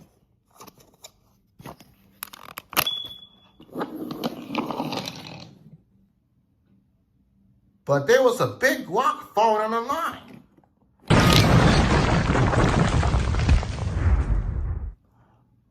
lost my cowcatchers, he cried. Luckily, no one was hurt, but Toby's axle and his cowcatchers were broken. He couldn't move. Sir Topham Hatt hurried over. He had heard the accident.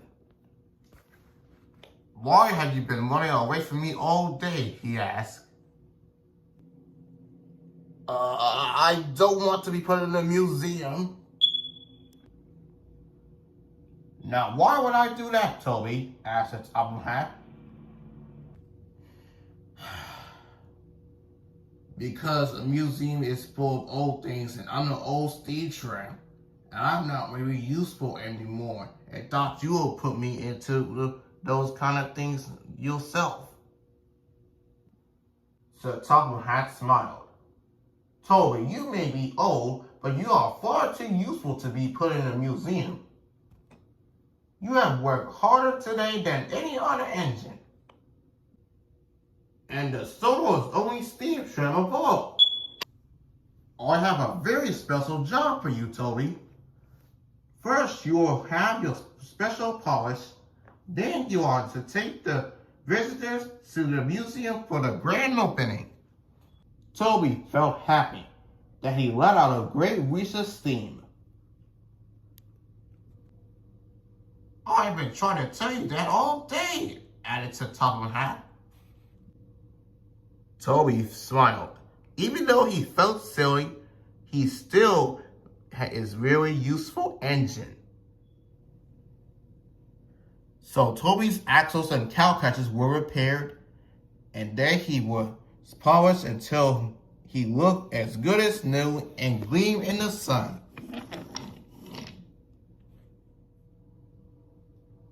On the day of the museum's opening, Toby picked up the visitors from the docks and pulled them proudly to the museum.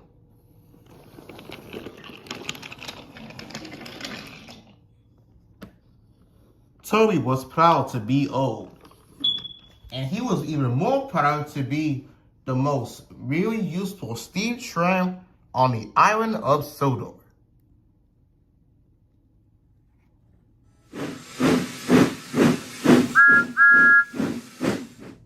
Slow and take care in the snow.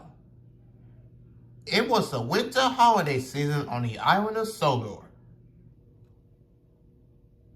Everywhere was covered in beautiful, soft, white snow. Sir Topham Hatt was at timid sheds with the engines. One of them was getting the snowplow spitted. "We must keep the island moving," he boomed. "When the lines are clear, I will need an engine to take the princess train to the party at Knapford Station." All of the engines wanted to take the princess train. It was the jolliest train of the year. "James, since you got the snowplow on, I would like to have Edward to go with you," said Sir Topham Hatt. "He will come with you to make sure that the track isn't icy again. You don't want to have another accident like 20 years ago, do you?"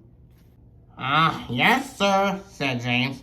"I'll have Edward go with me again if it's the last thing." "That's a good engine," said Sir Topham Hatt. And he walked back to his car and drove away. James really wanted to finish first and take the princess train. "An old snow coach like you should have slowed me down," said James crossly. "Come on, James," said Edward. "I'm just trying to go with you so that you won't slip and slide like you did 20 years ago." "I don't need helping again. And besides, I've been into a few accidents with the winter. There's not another accident should happen to me." And James puffed away. "Oh boy," said Edward to himself, and he puffed away also.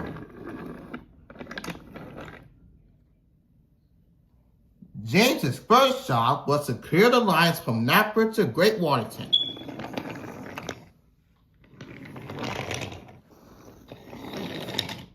Edward puffed as fast as he could to catch up with James, but it wasn't fast enough for James. "Hurry up, Slowcoach," he snorted.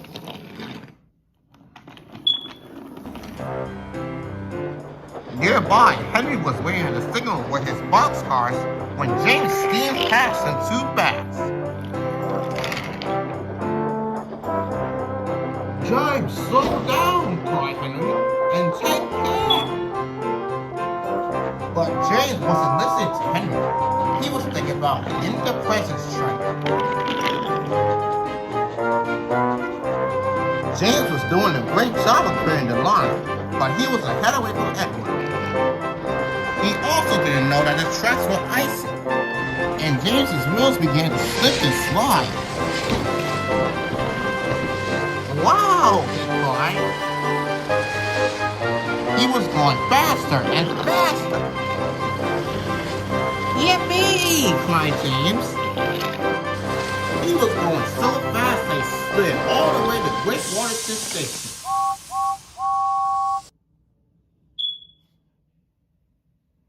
Later, after the clearing of the snow was done, James and Edward had to take some empty coal cars to the coaling plant. James waited impatiently for Edward. He didn't want to be late. He wanted to hurry up to do his job so that he could pull the presence train. Finally, Edward puffed in. "Oh my, you were going so fast, James. I couldn't catch up to you." "Just a blue edge and being late," called James crossly. "I'm sorry, James," said Edward. "You know, on the winter snowy days like this, edges have to go slowly and take care." "Slow edges like you don't need to pull the presence train," snorted James. And James pulled the train so that Edward can puff right behind it. Edward coupled onto it, and soon they set off with the train. James raced to the coaling plant as fast as he could. Must be first, he puffed. James reached up to Gordon's Hill.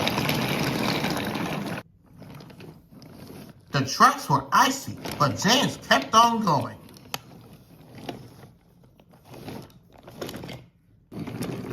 And at that moment, James started to speed up.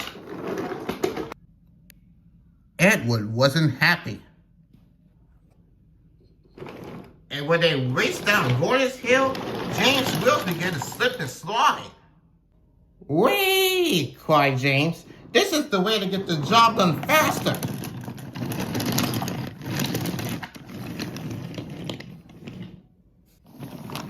James thought it was the best slip and slide ever.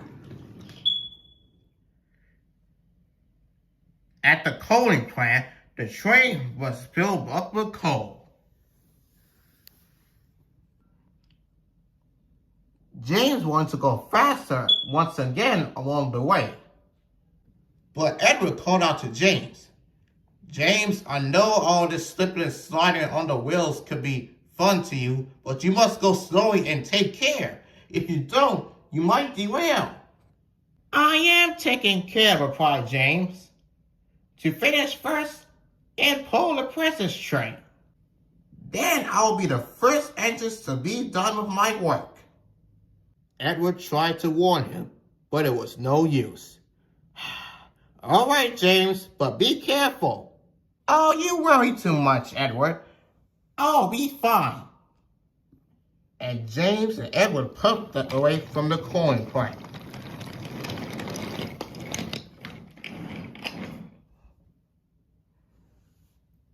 James and Edward headed to Biggerstown Station. Finish first, James puffed happily. James started to go faster, and faster, and faster.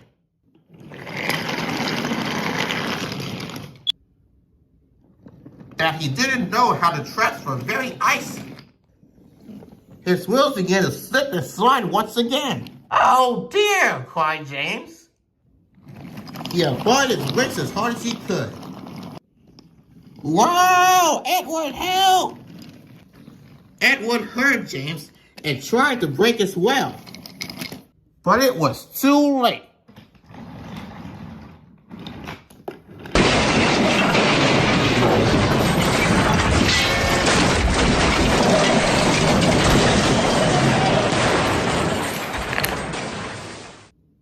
Luckily, no one was hurt, but James and the first three half of the tray came off the rails. Bust my buffers, cried James. Oh dear, James, are you okay? I think so, but now I'm really in trouble now. So the top of the hat arrived on board Thomas. He was very cross. James and Edward, he boomed, the tracks were very icy and you are not taking care. You have caused confusion and delay. James felt bad. I'm sorry, sir, but Edward wanted to go slow, but I wanted to go fast so that I could pull the presence train. Going fast to get your job done, James, is sometimes really early. And it's bad enough that you won't be pulling the presence train because you are off the rails and Edward not. And as for you, Edward, my apologies for blaming you for this accident. But you are a reliable engine. You could be able to pull the presence train. But you can't do it alone. It's a very long train and the children are waiting at Knapford. Sir? If I promise to go slowly and take care, can I be the baggage of Edward? Sir Top of the Hat wasn't so sure. I will let you, James, but only if you can puff slowly and carefully. James felt pleased. And I know how you feel, James, said Thomas. When I want stuff done, I want it to be faster. Remember how you blew a whistle at me because you was in a rush with your passengers? Yes, I remember that. And you said sometimes going slow is always better than going fast. That's right, James. Well, I better give this a try. Will you help me, Edward? Of course, James. Soon, Sir Top of the Hat had ducked to take the train the rest of the way. And Edward helped James back onto the tracks.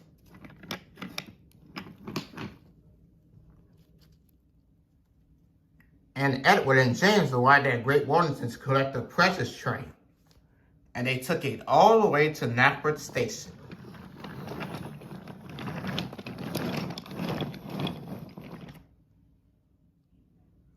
Whenever the two engines are puffing through the icy tracks, Edward called out, "Slow down, James!" And James began to slow down. And even when they're coming down going this hill, Edward also called out, "Apply your brakes, James!" And James applied his brakes. And it all worked out thanks to the help of Edward. Slow and steady, the two engines puffed into Knapford Station. When the children saw their presents in their boxcars, they cheered and cheered. "Thank you, James," called Edward. "No, thank you, Edward, and also for Thomas as well." "See, I told you going slow is better than going fast, James," said Thomas. And James had to agree.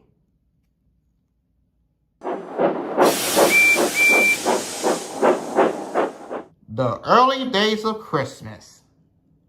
It was a blustery Christmas Eve on the island of Sodor. It had snowed so much that the annual Christmas party at the big station was canceled.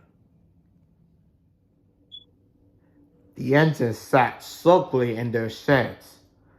Their crews have gone home, and the engines really want their Christmas party to be better, just like last year. It's not fair, huffed Gordon. We always have a Christmas party. It would have been Donald and Douglas's first Christmas party first. Oh, that's all right, said Donald. Aye, added Douglas. There's always next Christmas. But we all deserve a party, added James, especially for Donald and Douglas. Donald and Douglas blushed, but it was actually Edward who spoke next. Well, truthfully, Gordon and James, we never had a Christmas party, and our first one almost really didn't happen. Isn't that right, Thomas? The engines looked across at Thomas, smiling in the corner of this shed. Oh, I remember it well. Go on, Edward, tell the story. And so, Edward began telling his story. In the early days of the railway, it was smaller as far as less busy. Thomas and Edward had finished up building the line, and now were hard at work.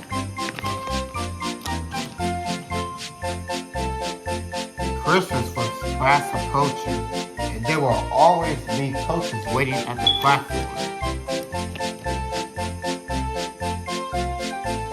Thomas hurried to and fro, making sure everything was ready for the next departure.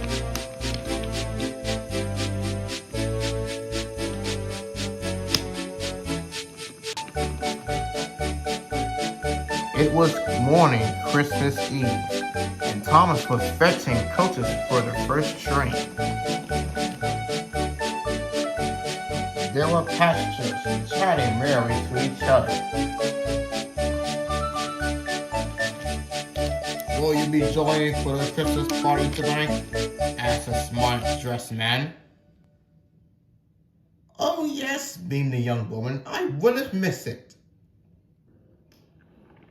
At that moment, Edward puffed in. Edward, called Thomas, what is a Christmas party? Well, a party to celebrate Christmas, of course, Edward said cheekily. Drivers been going about it recently. The town square has been decorated with lights, wreaths, and tinsel. It even had an ice rink for skating. And a beautiful Christmas tree. The townsfolk will gather there and celebrate tonight. Thomas was ecstatic. That sounds splendid, he said excitedly. It's a shame we can't go. Unless, what if we have a Christmas party of our own? Edward thought it would be a great idea, but not because they're engines. Railway, Thomas, he said. We don't have parties.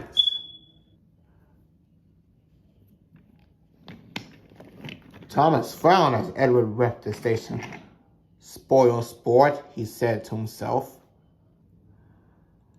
And at that moment, Thomas spotted the fact director, which is the top of hat, was walking to his office about to get ready to start his work for the day. Sir, can you come here, please? The fact director jumped, and his suitcase and papers were scattered on the ground. Oops, I'm sorry, sir. The fact director scowled. Is there something I can do for you, Thomas? He demanded.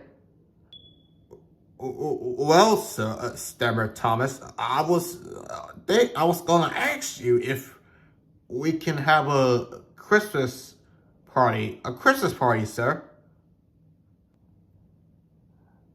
Certainly not, said the director. We have passengers and goods trains to deliver before this evening, and we don't have time for parties, Thomas.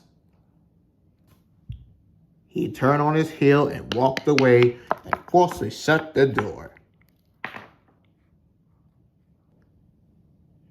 Thomas was cross. "Pa," he grumbled, "I can plan a party and still get my work done." Then an idea flew into Thomas's funnel. "That's just what I'll do," he said. And Thomas raced back to work.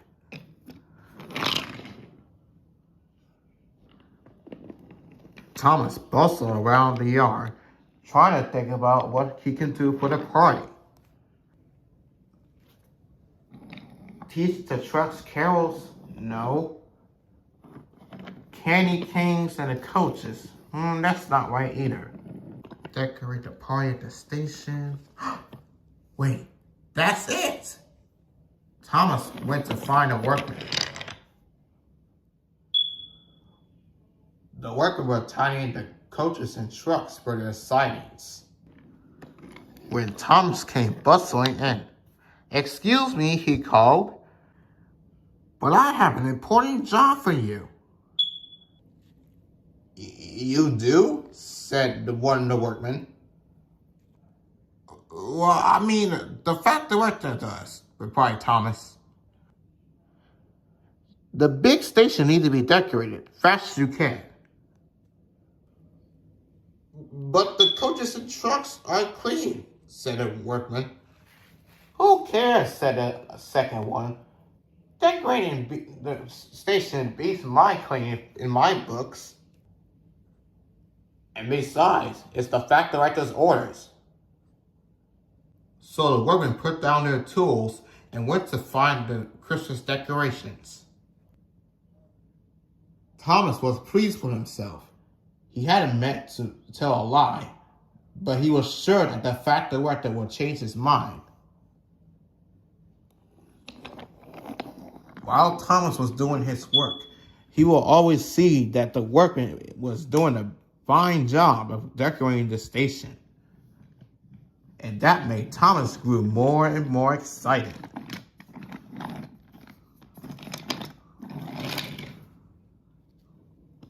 Moments later, Thomas had stopped to take on water. He soon checked on the station to see that it was almost done decorating. Soon to be finished, he sizzled, gazing at the station. "What is the meaning of this?" said a voice. Thomas's smile fell down as the factory director stood in front of the station, shouting at the workmen. We thought you want this station to be decorated, sir," said the workman. "And where did you get that idea?" One of the workmen stared at each other and then looked at Thomas. So, Thomas, it seems that you have been enjoying playing director of the railway, would you? What do you suppose I should say about this? Thomas gulped. "That I have been a very bad engine, sir?" "Precisely," thundered the factory director. "You will shut trains and hurry the work I give you. And I do not want to hear another word about parties for the rest of the day. Do I make myself clear, Thomas?" "Yes, sir," replied Thomas. And so the worker was starting to take the decorations down, but the top had stopped him. "You wasted enough time on that nonsense," the factory director said crossly. "Get back to work." "Yes, sir," the workman.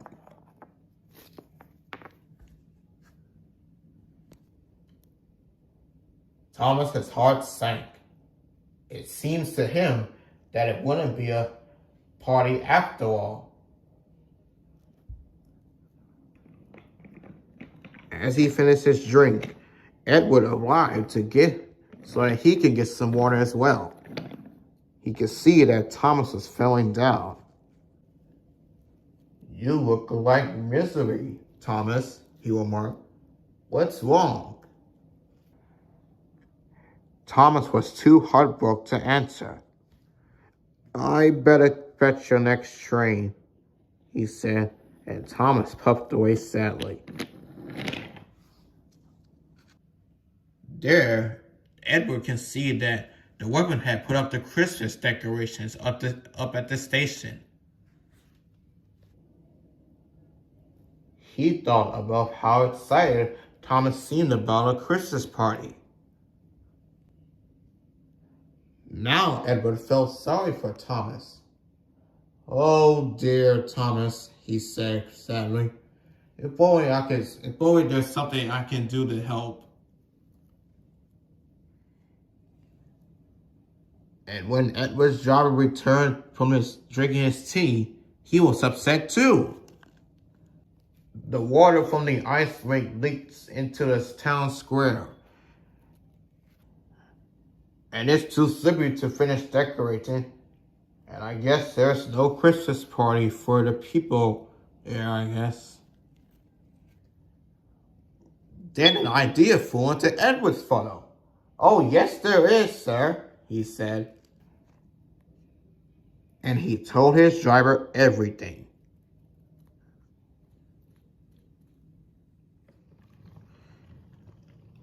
Edward arrived at the town square and told everybody about the changes that's going to be happening with the Christmas party at Nafford. We'll bring food, said the dressed man. And presents, said the young woman. Edward smiled. I hope you didn't catch the station, he said. I cannot wait to see how Thomas will look on his face.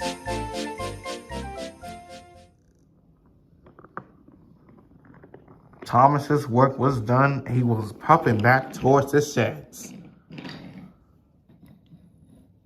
He was about to puff through the big station until the Christmas lights came on. And the chorus of cheers interrupted around Thomas. Thomas was amazed. There were Edward, the crew, and the people from the town square. Merry Christmas, Thomas, they yelled. Thomas couldn't believe his eyes. Well, I can't believe it, he said. But how and when? What is all this? Said a voice loudly. There was all silence. Standing in front of the next to the crew was the fact director. He came walking towards Thomas. I told you, Thomas, no party. You went along and planned a Christmas party anyway. You are a very disobedient engine. And tomorrow you'll stay in your shed. Thomas was speechless, but luckily he didn't have to say anything. It was me, sir, Edward said bravely. I planned the party. You see, the people at town square was supposed to have a party at the town square station, but it got canceled because the water wink. The fat director was surprised. Oh, he said. I suppose, he began. I haven't been to the brightest of spirits. I was so busy trying to ensure our passengers that I got home to enjoy Christmas with my family and wife that I didn't think to thank my hard-working engines. He paused. I see that you tried to bring everyone from the town square together for Christmas. And I'm sorry for my outburst towards you, Thomas. Does this mean that we can still have our party, sir? Of course, Thomas, the fact director laughed. Happy Christmas to you and Edward and everyone, to you all.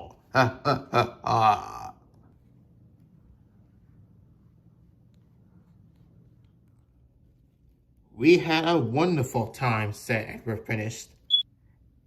Everyone stayed and had a party until the storm had let out, and Sir Topham had brought his family to the shed on Christmas Day to give us coal for our good work.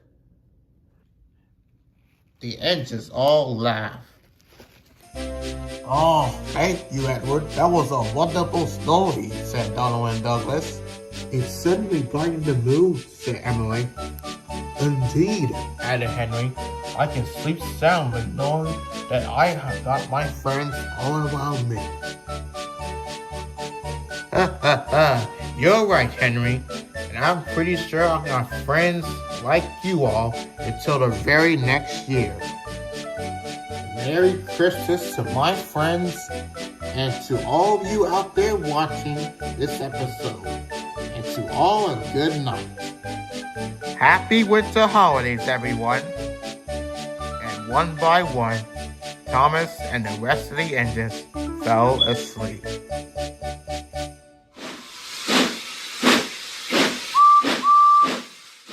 Thomas, James, and the firework display. All the engines on Soto look forward to New Year's festival time. But most of all, they're looking forward to the Topham Hatt's New Year's firework display.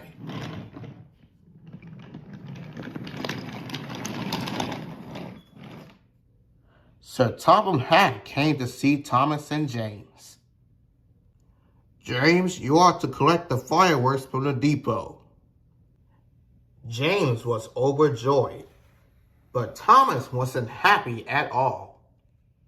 But I want to collect the fireworks, Thomas pouted.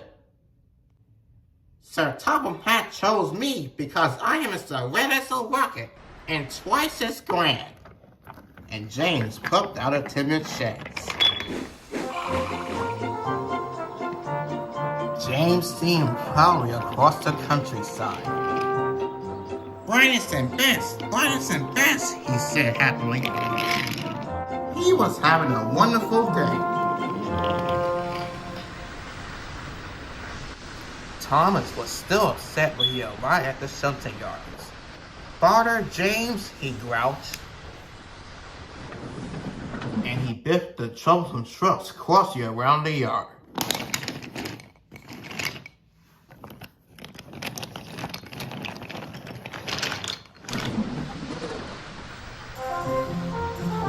When James arrived at the depot, he was very excited. The freight cars were all ready for him, filled safety to the top with fireworks. James coupled up to the precious cargo. And he set off.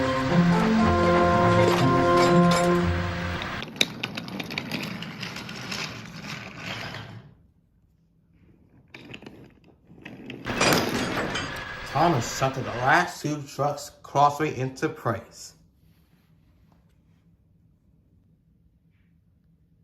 The troublesome trucks were glad that job was finished. Ooh. James happily steamed along. He was thinking about the fireworks. He was imagining all the sparkles and flashes and shooting stars when suddenly there was a loud noise. James wound to a halt. I will go have to call for help, said his driver. Thomas puffed into Napper as Gordon was letting off his passengers. Children and grown-ups from all over the island of Sodor has come to see the fireworks. Seeing the children cheered Thomas up. But Sir Topham Hatt looked concerned. James has broken down, he said. You must collect him, Thomas, and bring him back, or the firework display will be cancelled. Oh no, cried Thomas. Then all the children will be sad. Then Thomas set off to find James.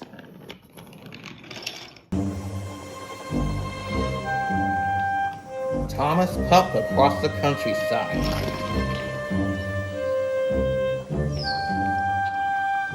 Even with his lamp on, Thomas knew he had to be very careful.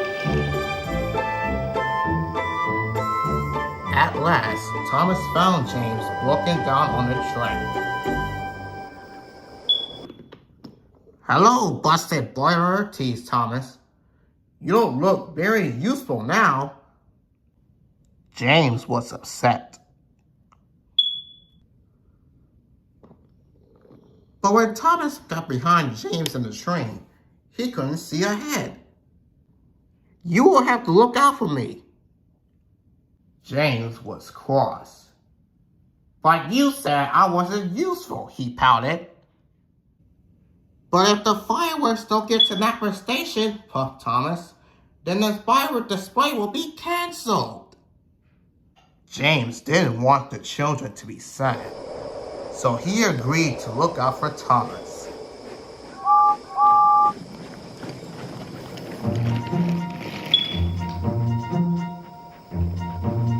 When the track was straight and clear, James called out, "Go faster, Thomas!" And Thomas did.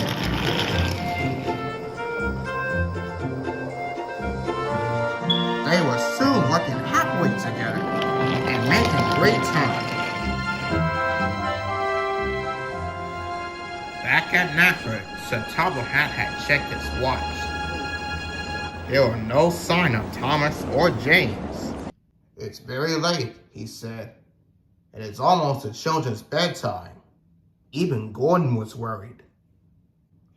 "I'll have to cancel the firework display." So disappointed children began to board the coaches. At last they could see the signal light. The signal was red. Thomas and James had stopped. "Why would the signal be red?" puzzled James. "Maybe a passenger's coming through," puffed Thomas. "Oh dear, Gordon must be taking the children back." Thomas and James were very upset. "We're here," they cried, and sounded their whistles as loudly as they could. The children were all on board, and Gordon was ready to depart. Then an idea flew into Thomas's funnel. "Sound up a rocket," he told his driver.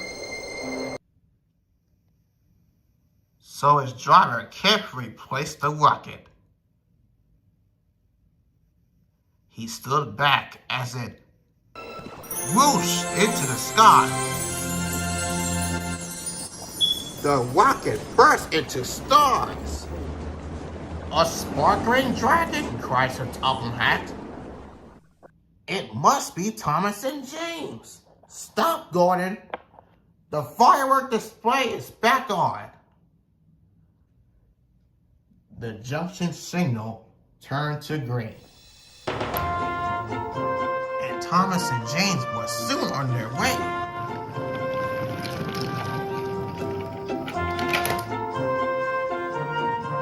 James and Thomas were soon at the station. The children cheered. "Good work, Thomas," cried James happily. "And good work, James," agreed Thomas. "Good work to you both," boomed Sir Topham-Hatt. That night, Thomas and James watched the fireworks together. "I think we are both useful engines," said James proudly. "But we are most useful when we work together," said Thomas, and the two of them had to agree.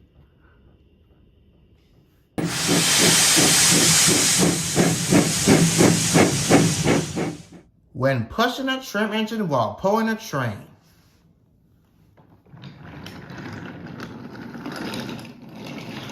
The island of Sodor had many visitors, and Sir Topplehat had scheduled more trains.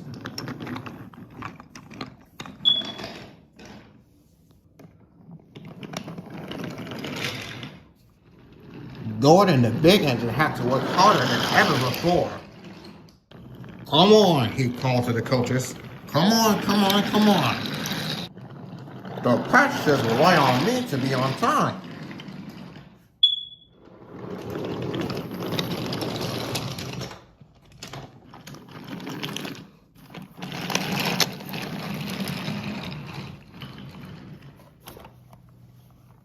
Whenever Gordon finished his one journey, it was time for his another one to begin.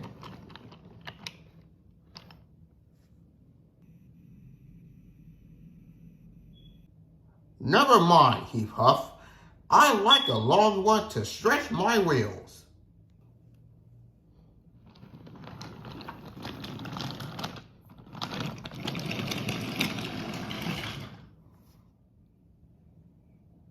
Even so, Sir Topper had decided that Gordon needs a rest. James shall do your work, he said kindly. James was delighted. He liked to show off his red paint and was determined to be fast as Gordon.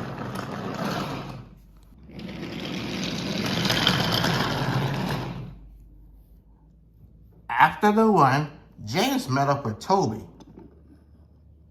You know, Toby, he boasted, I'm an important engine. Everyone knows it. I'm as regular as a clockwork.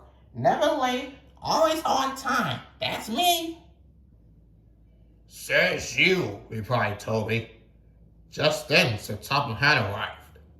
Toby, your parts are worn, he said, so you must go to the works to get mended. Can I take Henrietta, sir? He asked. No, laughed Sir Topham. What will the passengers do without her? Toby headed to the works when he saw Percy taking on water. Don't worry, Toby, said Percy. I will take care of Henrietta for you until you get back. Thanks, Percy, said Toby.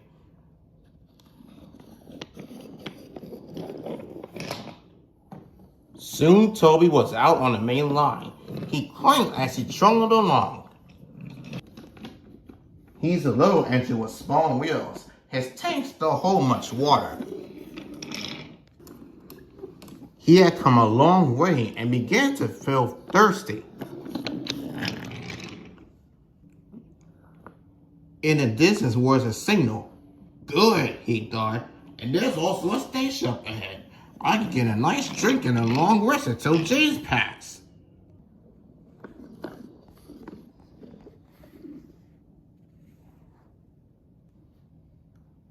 Toby was enjoying his drink until the signalman came up. He had never seen Toby before. Toby's driver tried to explain, but the new signalman wasn't listening. We must clear the line for James with the express. You'll have to get more water at the next station. Water, said Toby crossly, and he set off to find another water tower. Hurried and used a lot of water until his tanks were soon empty. Poor Toby was out of steam and was stranded on the main line. We must warn James, said Toby's fireman. Then Toby saw Percy and Henrietta. Please, said Toby's driver, take me back to the station. It's an emergency. Henrietta hated leaving Toby behind. Never mind, Henrietta, said Percy. You're taking a fireman to warn James, and that's a big help. Henrietta felt much better. At the station, James was feeling when he heard the news. I'm going to be late, he groaned. My fault, said the new signalman. I didn't understand about Toby. Now, James, said his driver, you'll have to push Toby the rest of the way. James was surprised. What, me? He snorted. Me push Toby and pull my train too? Ah!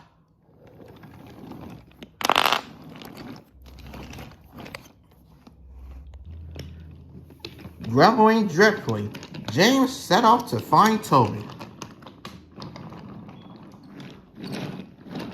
James finally made it on the main line and saw Toby up ahead. He came up behind Toby and gave him a bump. Get on, you!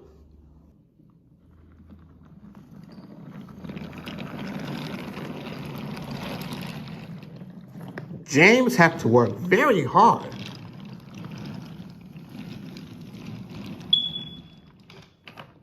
When he reached Napper, he felt exhausted. James's cheeks was redder as his paintwork. Some children were on the platform. They had seen everything. Cool! The express is lit and it's got 2 engines. I think James couldn't pull it on his own, so Toby had to help him. Never mind, James, whispered Toby. They're always teasing. Ah! Snorted James. My cheeks is redder as my paintwork. Toby had to laugh. The tricks are back in singles. Percy is one of the small green engines that live on the island of Sodor. Whatever work Percy does, he will do shunting, pull passengers,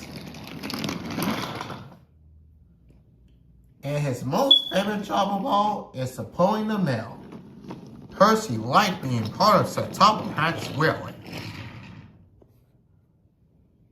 Percy also liked it to play jokes, but sometimes they can get him into trouble. One morning, he was very cheeky indeed. Hurry up, Gordon, said Percy. Your train's ready. Gordon thought he was late. Ha ha ha ha, laughed Percy. You're not late. And Percy left him with some coal cars put into pull. Gordon soon thought how to get back at Percy for teasing him. Next, it was James's turn. Stay in the shed today, James. Sir Top Hat wants to come and see you. Ah, thought James. Sir Top Hat knows I'm a fine engine. He wants me to pull a special train.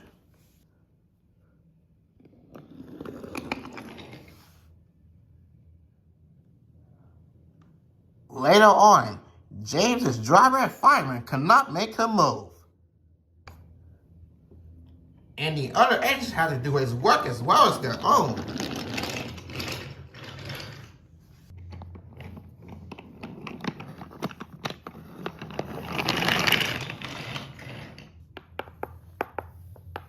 At last, the inspector arrived. Show a wheel, James, he said. You can't stay in the shed all day. But Sir Top Hat told me to stay here, he said. He sent a message this morning. He did not. How could he? He's away for a week. Oh, thought James. Oh. Where is Percy?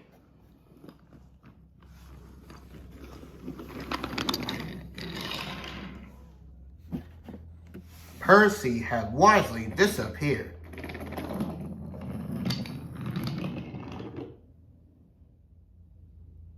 When Sir Top Hat came back from his vacation, he was cross for Percy and James were causing so much trouble. But the very next day, Percy was still being cheeky. One morning, Percy met Gordon and James at the station. I say, you two, said Percy. I have to take some freight cars to Thomas's Junction. Sir Top Hat chose me especially. He must know that I am a really useful engine.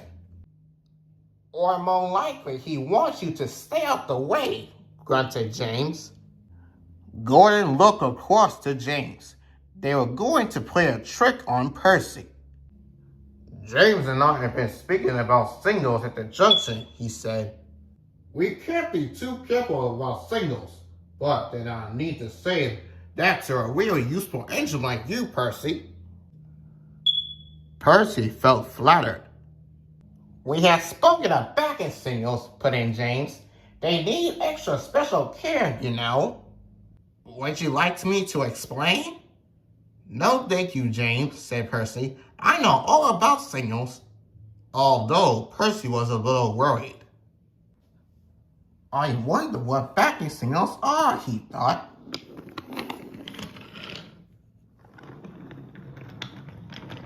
Never mind, I'll manage. He puffed closer to his freight car as it felt better and was on his way to Thomas's junction. He came up to a signal. Butter, he said, it's a danger. The signal moved to show that line was clear. Its arm moved up instead of down. Percy had never seen a type of signal before. Down means go and up means stop, he said. So up and still must means go back.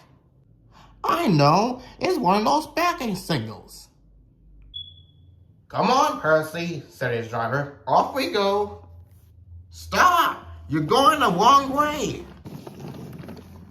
But it's a backing signal, Percy protested, and told him about what Gordon and James had said. Percy's driver laughed and explained. Oh dear, said Percy. Let's go quickly before they see us. But he was too late. Gordon seen everything. And when James saw this, he began to laugh and laugh.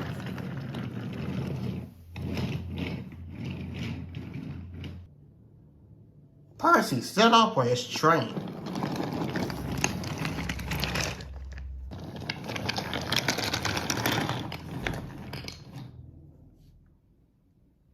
That night, the two big engines have talked about signals.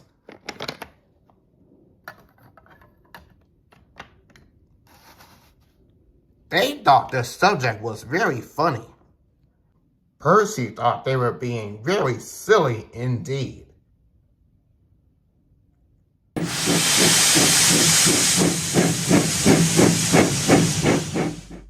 The flour mill and the Black Rock Run. It was springtime on the island of Sodor. All the engines were very busy. They had been carrying passengers and freight up and down the line. Sir Topham Hatt came to see Emily.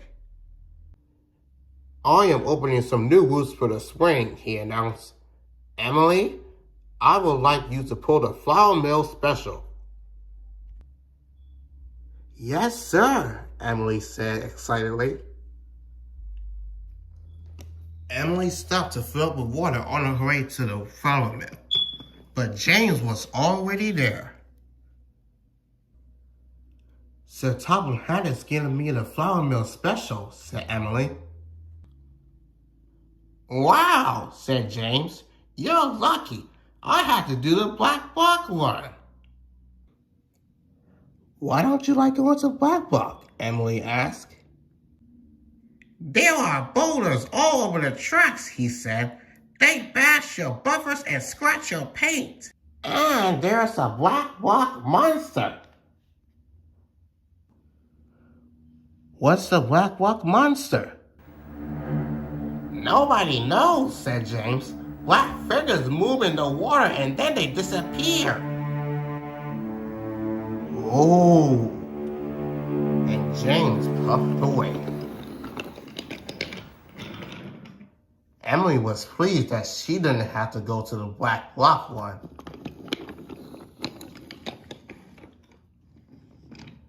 At the flour mill, the flour was loaded onto the trucks. Emily was coupled up. Then she puffed across the countryside to Napper Station.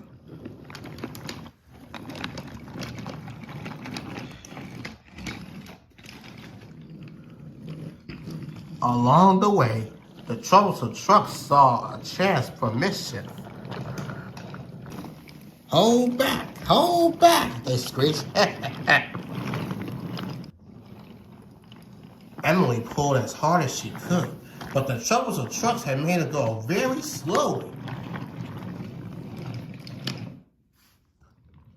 When Emily arrived, she was late during the firework, so there would be no fresh bread that day. Sir Topham Hatt was cross. "You're late," he said, "and this means I won't have any toast or muffins for breakfast. If you're late again, Emily, you're going to have to do the Black Rock run instead of James." Emily didn't want her buffers to be bashed, and she didn't want to see the Black Rock monster. "I must get the flour to the station on time tomorrow," she said to herself, and she steamed away.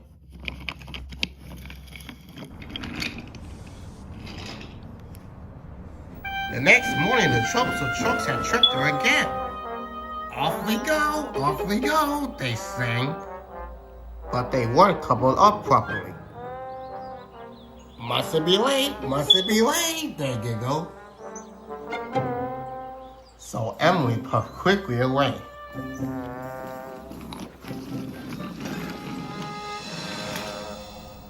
But only half of the troublesome trucks went with her. Emily arrived at the station. "You're right on time, Emily, but you've only bought half the flour," the station master cried. So Emily had to go back to collect the rest of the troublesome trucks.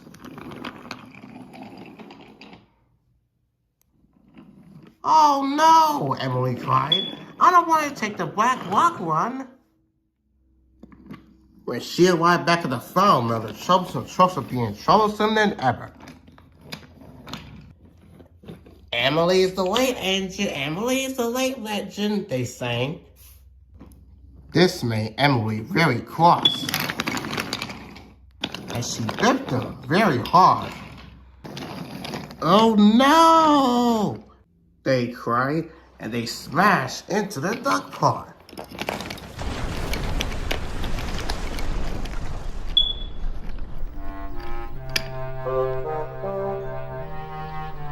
Emily was covered in a foaming mess. That evening, Sir Topham Hatt came to see Emily. "Emily, you have caused confusion and delay," he said. "Now you are to take over the Black Rock run." Emily was very unhappy. "Wait until you try it," Thomas said kindly. "The Black Rock run might be nice." "I don't think so, Thomas," she said. "The Black Rock monster and bash buffers? It sounds miserable to me."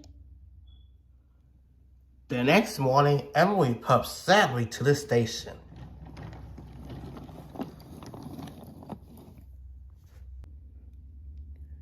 Lots of exciting children and vacationers all got on board.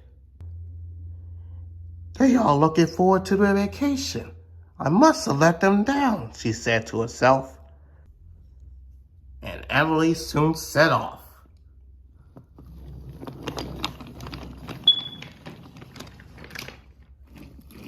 Soon, Emily steamed through misty valleys. "I bet it won't last," she said to herself.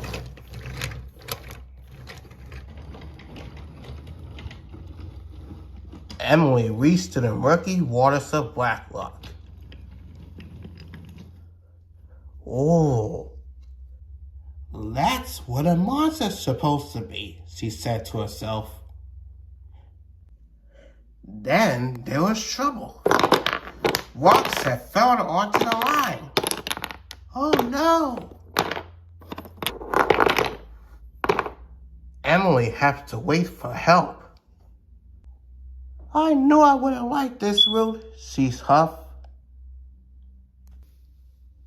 Suddenly, she saw something dark and mysteriously moving in the water. And now the monster is coming, she cried. Emily was scared. Her boiler quivered and her valves rattled. She wanted to steam away. I never want to see Firework again. But Emily thought of the children of the coaches right behind her. She was determined to get them to their vacation whatever it took. At last, the water settled. And then Emily saw what the monster really was. It's a family of seals. Emily was delighted. The children were delighted too. And soon the line was clear. Emily steamed off to the countryside.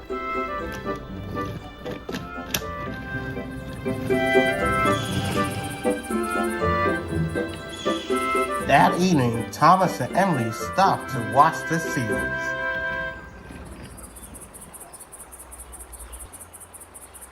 "Oh," said Thomas, "they look cute." "You see, Emily, Blacklock is not scared at all." "You were right, Thomas," she said. "Blacklock is a nice route after all."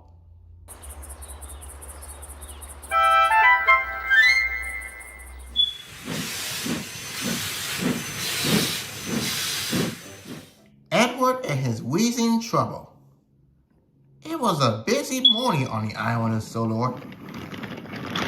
All the engines were working hard carrying goods and passengers.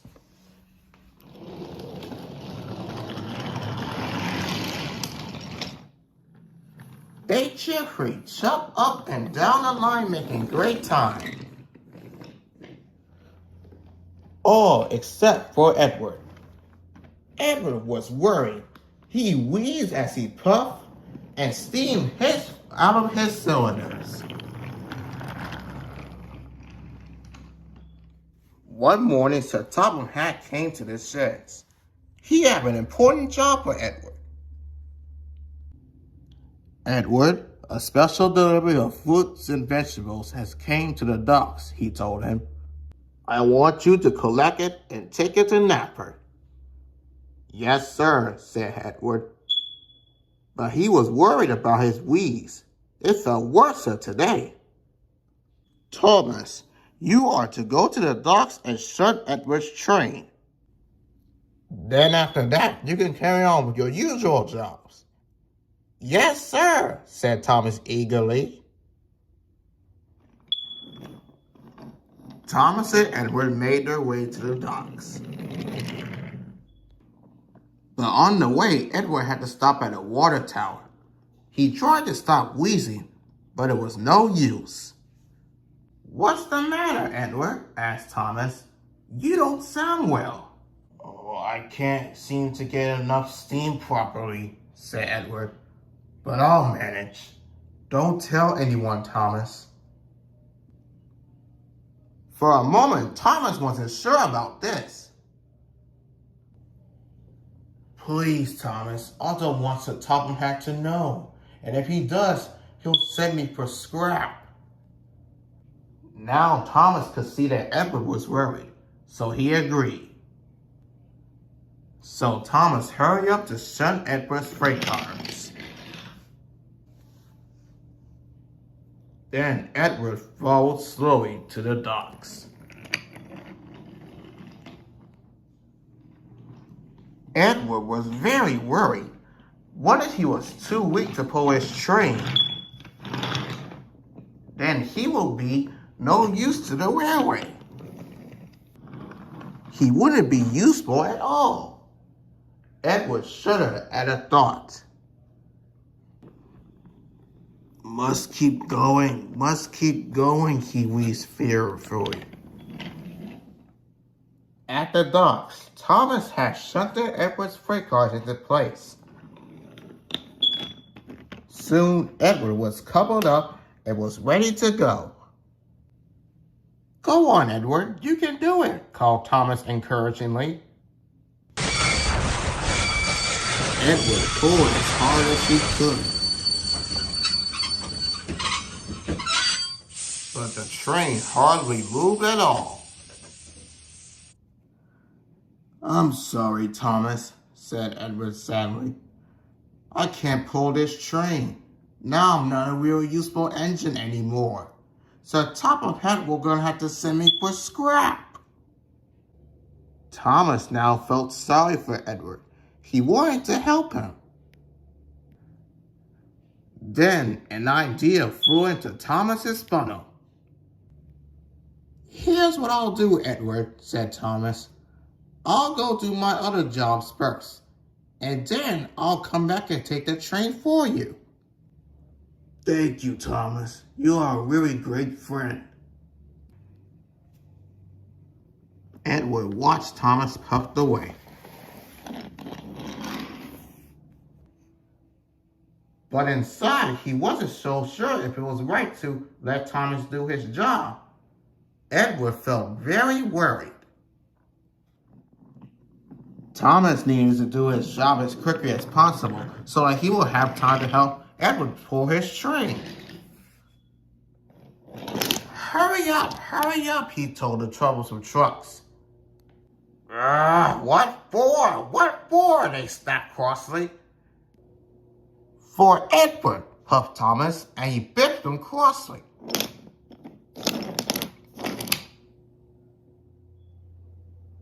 Back at the docks, Edward waited sadly by his train.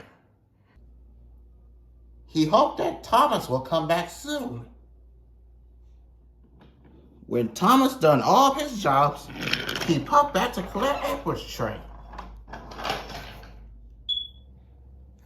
Edward was pleased to see him again. "Don't you worry, Edward," puffed Thomas. "I'll take your train and deliver it on time. You go back to Tiverton and I'll meet you there later." "Thank you again, Thomas," said Edward. And Thomas pulled away with Edward's train.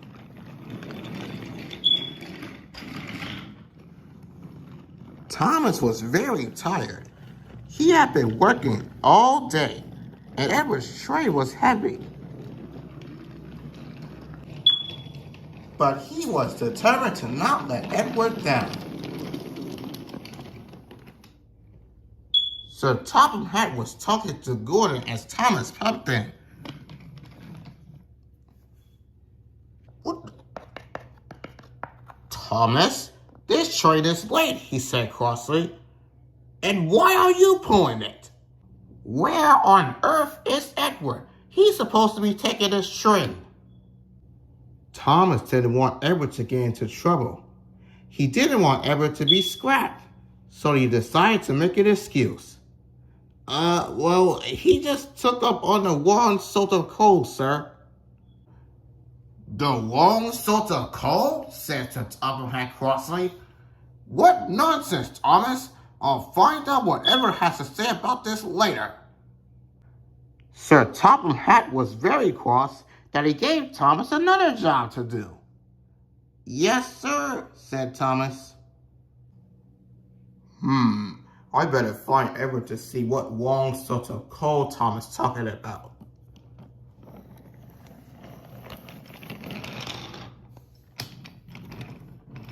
Gordon steamed into the countryside. And there he found Edward having a rest. "What's all this about the wrong sort of coal?" Gordon asked. Edward looked puzzled. "The wrong sort of coal?" Gordon told Edward all about Thomas and Sir Topham Hatt. Edward now felt bad. He wanted to put things right. So he decided that he must go to Knapper to see Sir Topham Hatt straight away. Edward wheezed his way to the station. His firebox felt feeble. His wheels felt weak, but he battled on to Knapford Station. At last, Edward made it to the station. He found Sir Topham Hatt waiting beside Thomas. "It's all my fault, sir," he said sadly. "I asked Thomas to do my work for me. I was afraid of you sending me for scrap. I'm very sorry. I should have talked to you this morning."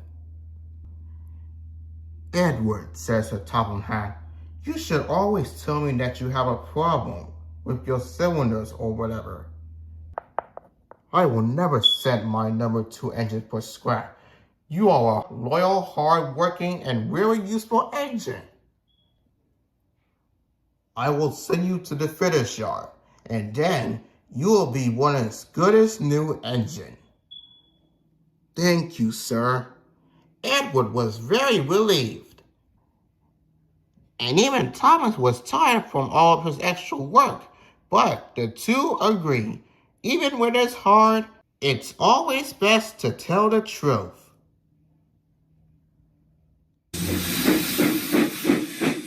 James pulls it through.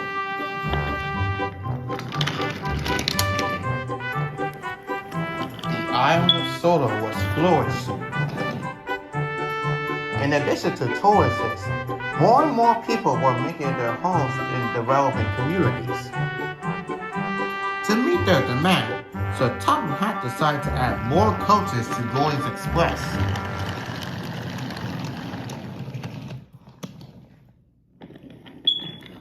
The big engines were pleased, all except James.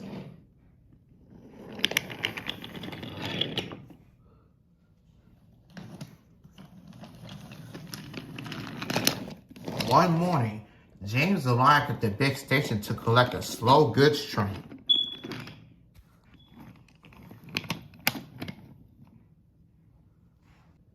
He eyed at the waiting express at the next platform. It seemed to stretch on for miles. Suddenly, a whistle interrupted his thoughts as Henry pulled in.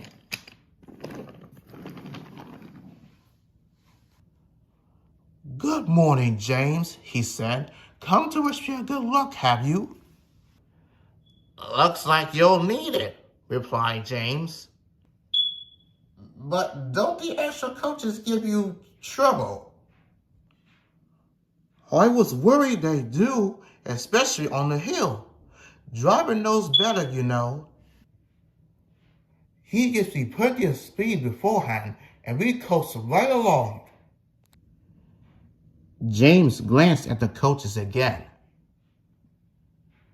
A feeling of dread washed over him. James, is everything all right?" asked Henry. Yes, Henry, I am. Right as rain, but I must be going. These trucks won't pull themselves, you know." James hurried away. Henry was stunned. Something's not right," he said to himself as he puffed away. Henry was correct. Something wasn't right. For as happy as James could be, he wasn't blind to his own limits. But on ground level, he could pull long trains with ease. The gradients, however, proved challenging.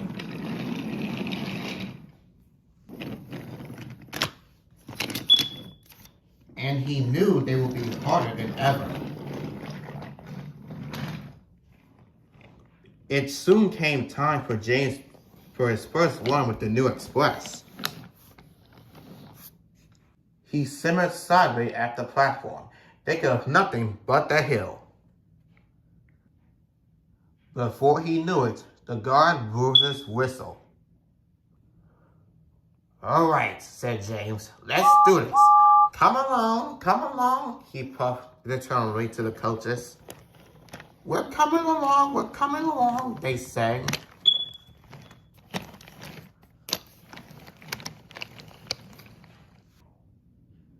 Nearby, Henry was waiting for his passengers for his train, and there he saw James pulling out with the express. "Give it all you got, James," Henry called. Out on the main line, the train began to pick up speed. James began to feel better, but all too soon, Edward Station loomed in the distance. I can do it, he said to himself. James toured to the station and was approaching Gordon's Hill. It didn't take long to feel the drag of the heavy coaches. And soon, he slowed to a crawl. I must do it, he said. Steady on, James, cautioned the driver. We can call for a banker if needed. I'll get over this hill if it's the last thing I do, grunted James. Slowly but surely, James and his coaches crested up the top of the hill. He was relieved and exhausted and struggled to get the train back up to speed.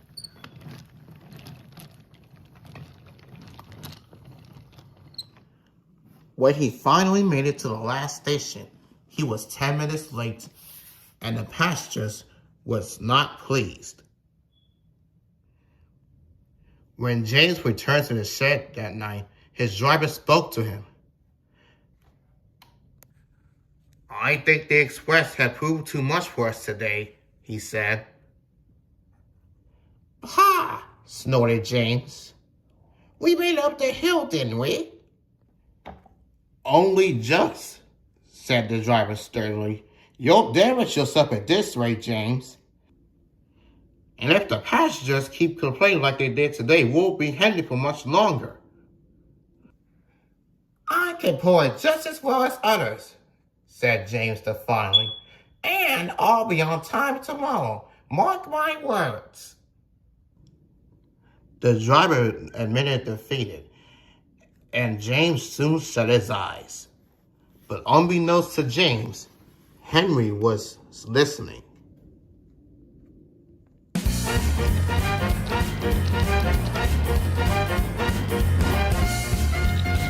The next day, James was coaching along the line again.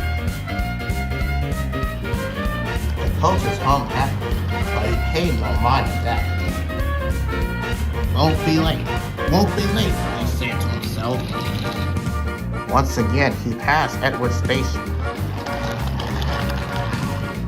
Give it all you got, old boy, encouraged the driver, and opened the regulator. James gathered speed and charged up the hill, but his efforts were all naught.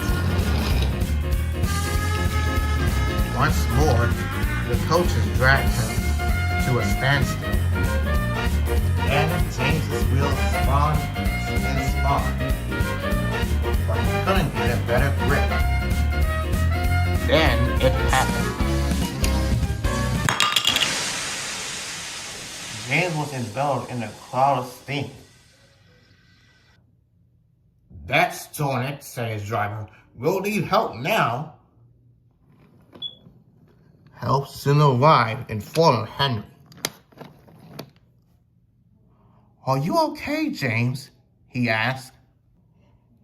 James didn't speak. He just looked sadly at his buffers. Henry hastily coupled up and pulled the train all the way to the last station. And despite his efforts of making up the lost time, the express still arrived late, and the passengers were furious. I got places to be, grumbled one man. for the express, said the woman. That scrawny engine isn't getting us anywhere fast. If that crapped out thing can't get us anywhere fast or on time, said the man again, pointing at James, I should not ride on this railway any longer. The waiting mainland diesel snickered, but Henry gave him a glare, and then the diesel was silent, and soon he set off to his line. Never mind, James, said Henry. Ignore them. I know you did your best today. Yes, sighed James, but it seems my best wasn't good enough. The passengers echoed in his smoke box, and for the first time, James truly felt clapped out.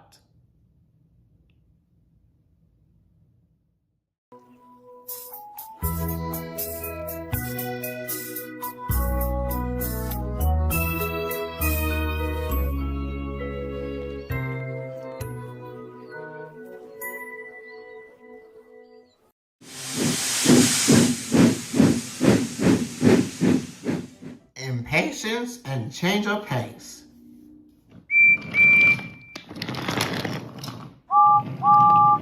James wasn't the same when he returned from the works.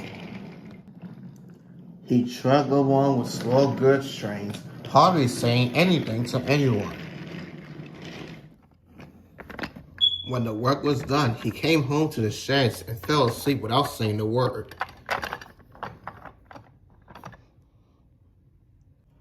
I knew the express was important to him, Henry said to Edward, but not to this extent. Even the possible poor dowager has special exclusion. Edward was worried and spoke to Sir Topham Hatt the next day. A few days later, James found himself working at Edward's station. He shut the trucks in the yard and took Henry's trucks while Henry pulls the express. Unfortunately, it didn't have the effect Edward hoped for.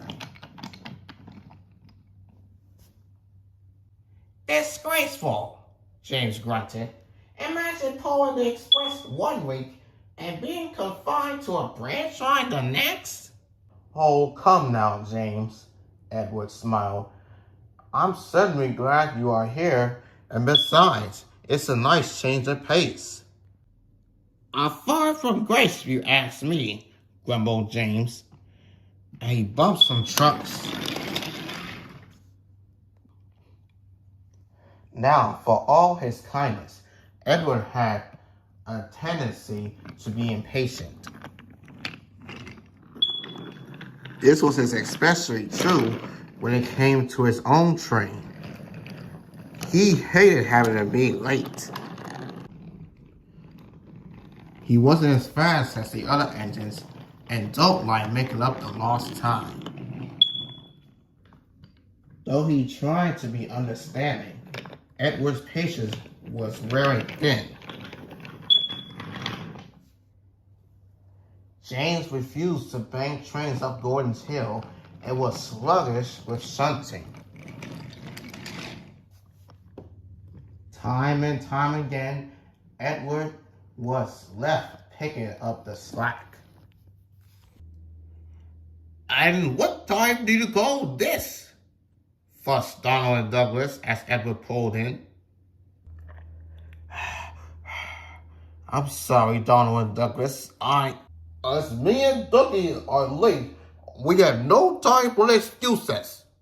I suggest you won't let this happen, Edward. So Toby won't like this. And Donald and Douglas puffed away with the second express.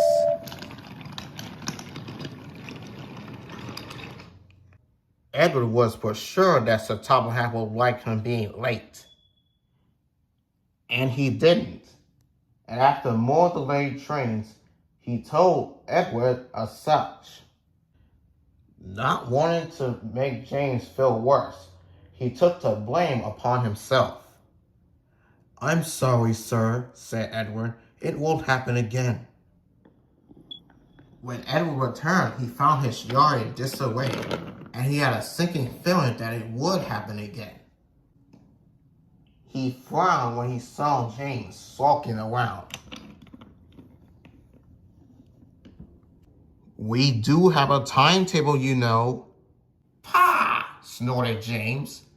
"It's just a branch line, and it's not like there's an express to keep." "That is enough," interrupted Edward. "There's more to life than the express.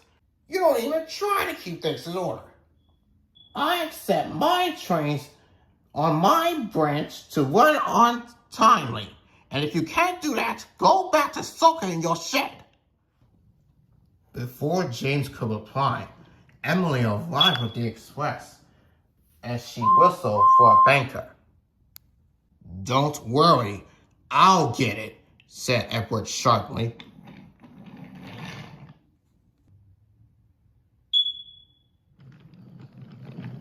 Soon Emily with the express and Edward right behind her arrived at Gordon's Hill. Come on," he huffed hastily, pushing the train up the hill. "Oh, I say, Edward, settle down back there," said Emily. Not so fast, grumbled the coaches.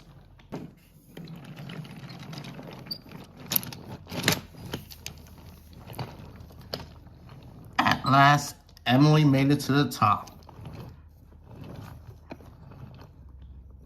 and Edward rushed back to the yard.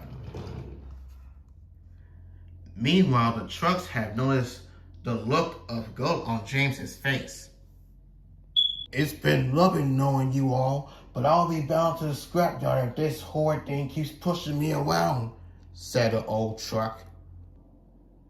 "Takes a lot to upset Edward," commented the second truck. "Cut it as an express engine. He is not much of a shunter either." "That's enough!" James bumped the two trucks so hard that it rolled down to the main line. And at that moment, Edward appeared. He didn't see the trucks coming down or the signal.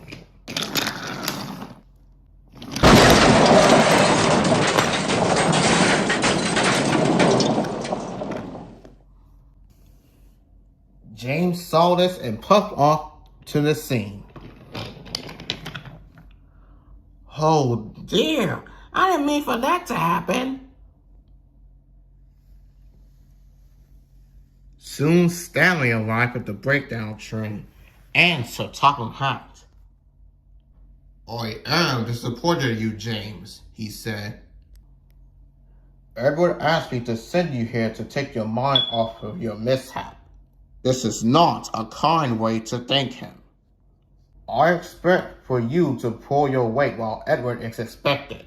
Do I make myself clear?" James was ashamed, and the message was crystal clear. James worked the hardest he had all week. He tidied up the yard and banking trains while Edward was being looked over. That evening, James visited Edward at the works. "I'm sorry, Edward," James said. "I have been nothing but a nuisance since I arrived. That accident couldn't have been avoided if I had been so hasty. I'm sorry I was rude too. I know these changes have been hard for you," said Edward. "Well, if I don't handle simple stuff, such as branch line trains, maybe I don't deserve to pull the express." "Well, tomorrow seems like a perfect chance of a fresh start," smiled Edward. "There is a passenger train to take, and my coaches will be thrilled to pulled by a mainline engine like you, James. And for the first time in days, James smiled. A fresh start was just what he needed.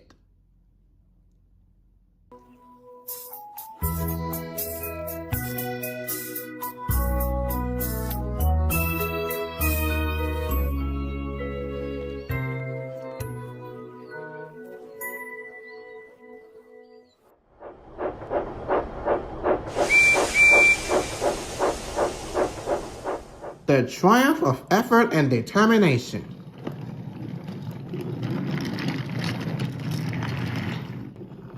One day, James was taking a goods train to the other railway.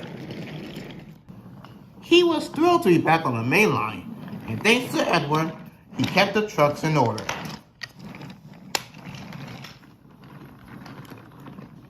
He arrived on time and was looking for a rest before going back home. But his fireman was worried. "You need more coal, James, but there's not a bunker in sight." "We'll have to ask somebody else," said James's driver. "And I doubt we'll get much assistance," James mumbled to himself.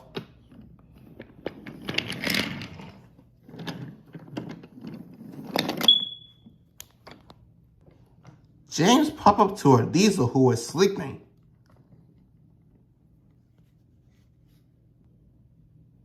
He didn't want to wake him up, but he knew he had to ask for help. Excuse me," he called to the diesel. "But do this railway have some coal around here?" The diesel woke up and glanced at James. Solo engine, eh?" he asked. "Oh, yes, that's me," replied James. "My name is Claptrap," the diesel suddenly chortled. Excuse me?" "Oh, yes, I know you," said the diesel. "Claptrap, the pitiable thing that broke down with the express." "Oh, and look, they even give you a little goods train to make yourself useful." "How touching," he finished. James was speechless. "Run along back to your island of delusion, or shall I say, to the scrapyard for you." Just then, Diesel came rolling in. "That's enough out of you," he said to the Diesel crossly. "You have a crash string to pull, so get filled up and get going." The Diesel didn't like how devious Diesel had said to him, and didn't want to argue, and started rolling to his coaches.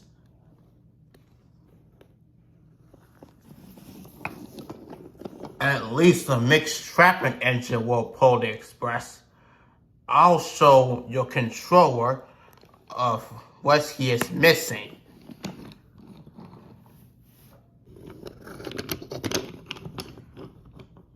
James had thanked Diesel for standing up for him. "Just ignore him, James. He's a bother to us Diesels." "Oh, well, I can see that. But anyways, is there a place where I can get some coal?" "Well," said Diesel, "there's not no coal bunkers out on this railway. It's just this railway for Diesels. But if you are trying to get some coal, some other Diesel have delivered coal that was supposed to be delivered to Sodor. You can get some while you're at it." "Oh, thank you, Diesel. What will I ever do without you?" And James set off. Meanwhile, the Diesel was waiting for his driver to return to his cab. He was still thinking about James. Then he noticed the coal trucks that the another engine was supposed to deliver to Sodor. He decided to play a trick, a naughty trick. Let's see how Claptrap gets home now. When his driver returned, the Diesel told him that they had to take the trucks to the station.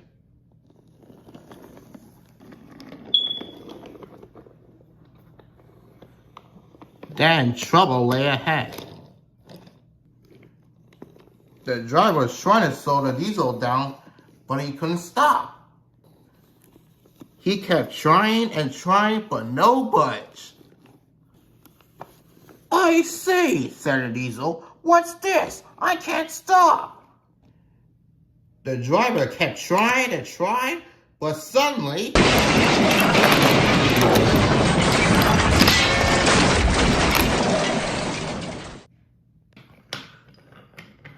And at that moment, James appeared.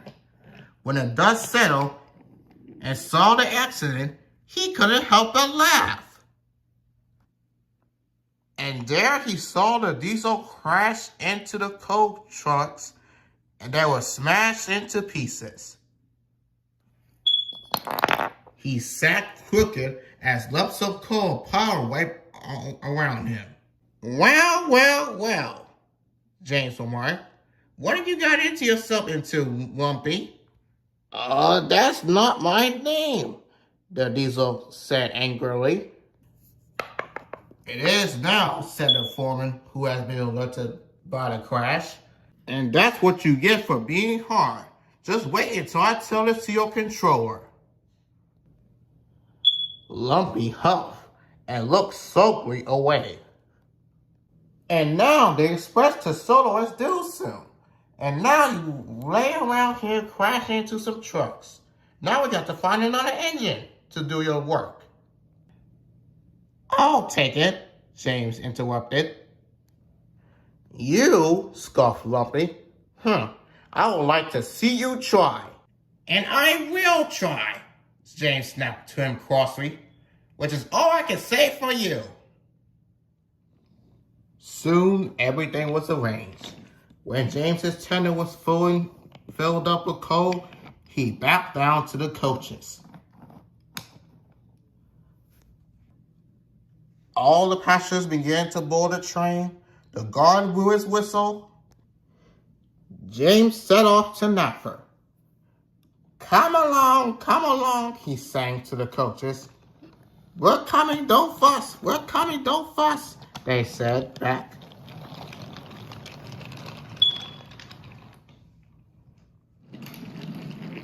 Soon the train began coasting down the line. Admittedly, the coal was in poor quality. Black smoke began pouring down from James's funnel. The coaches were heavy too, and he was beginning to feel puffed. I won't give up, he said to himself. Steady, James, said his driver. You got this. The fireman was concerned. This coal is barely burning. We might be in trouble. Won't be. James coughed determinedly. He had summoned all the steam and the strength he had. At long last, Knapford Station began to appear. But with one final effort, James pulled into the platform with a triumphant whistle. I did it, he said happily. You sure did, said a voice. Walking towards him was Sir Topham Hatt. I've heard about all the work you have done on the other railway, James. I'm very proud of you. Would you like to pull the express again? I know the extra coaches will be complicated matters, but... no thank you, sir, James cut in. I don't need the express. Sir Topham Hatt was stunned. Are you sure, James? I am a mixed traffic engine. And what does it matter? Coaches and trucks, I'll pull on all of these. Go anywhere, do anything, that's me. Sir Topham Hatt laughed and was glad that James was back to his old self again. James is a much happier engine, but sometimes he missed the thrill of pulling the express. But even so, the passengers on the local trains are always remarked how smooth and smart James is.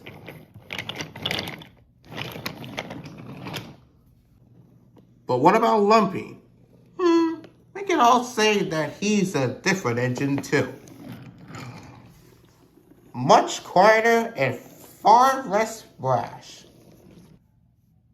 His story has spread, and he dreaded going to Sodor. Oh, I thought you were a modern engine, remarked Gordon slightly. Fancy using coal, do you? How aggressive! Lumpy grunted as he backed down to his train. Oh, look, said James. They give you a good train to make you feel useful. How touching! The engines held with laughter. Lumpy, feeling far from touch, rolled away. He never mentioned James' claptrap again.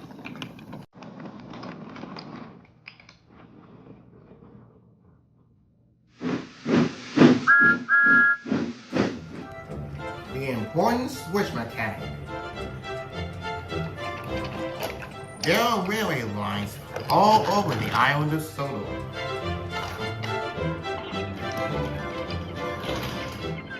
The railway runs from the docks right across the countryside. So there are lots of signals. They help the other engines stay safe as they go about their work. All the engines have favorite jobs. Gordon likes pulling the express. He thinks it's the most important job on the island. And Gordon likes feeling important. One morning, Sir Topper Hat came to see Gordon. Gordon, the points is broken, said Sir Topper Hat, and a porter mechanic is coming to fix it. You are to collect them from Marion Station. Then you must take them to the points as quickly as possible. Don't worry, sir, huffed Gordon. I'll get them to the points for you. And Gordon steamed out of Tim's sheds. Gordon steamed to Marion. All the other engines would stop. They couldn't go anywhere till the points were fixed. Hurry up, Gordon, called James. They all have to wait as Gordon comes grandly along the express line.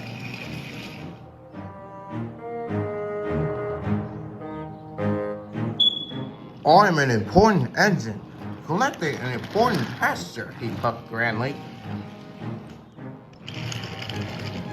Gordon felt very proud.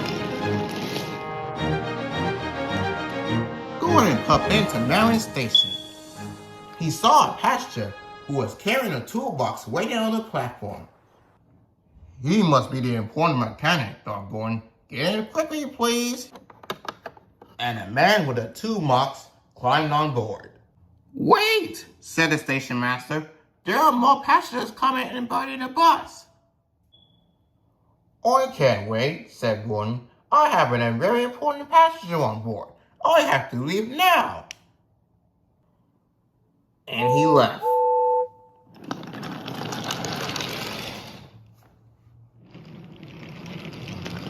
Gordon puffed proudly along. But he didn't know that the man with the toolbox was a mechanic. Or that Bertie the bus had brought the mechanic with all the other passengers. They were still waiting on the platform. Oh no, said the mechanic. I missed my train. How will I ever fix the points now? Gordon rattled past Donald. Then he climbed past Douglas. Important engine coming through, chuffed Gordon. This made Douglas very cross. But the man with the toolbox was having a wonderful time. He was the only passenger. And he didn't have to stop at any other station. At last, Gordon arrived at the broken points. Thomas was there waiting for him. I'm glad you're here, puffed Thomas. None of the other engines can move until the points were fixed. But the man with the toolbox was very confused. I'm not the mechanic, said the man. I'm the carpenter. I thought Gordon was supposed to take me to the docks. Oh no, said Gordon. I left the mechanic behind. I'll have to go back and get him. But you can't reverse back down the express line with the express, said the signalman. Then an idea flew into Thomas's funnel. Maybe you could go on my line, puffed Thomas. That is a good idea, said Gordon. Thank you, Thomas. So Gordon backed down with the express and left the express. Then he steamed on to Thomas's line.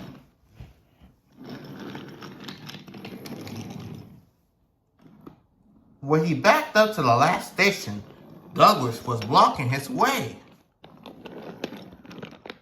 Out of my way, huffed Gordon. I have the important passenger to collect. Oh, you can't pass, said Douglas. I can only go back to the next station. That donut is in your way. Gordon felt awful. All the engines were stuck, and it was all his fault. How can I collect the mechanic now? He said. Then he had an idea. Maybe all the engines could help. So Gordon told Douglas his idea. Then Douglas raced back to tell Donald.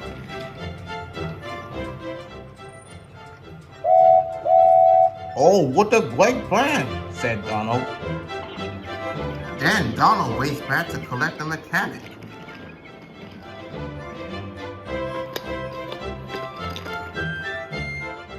Then the mechanic climbed on board.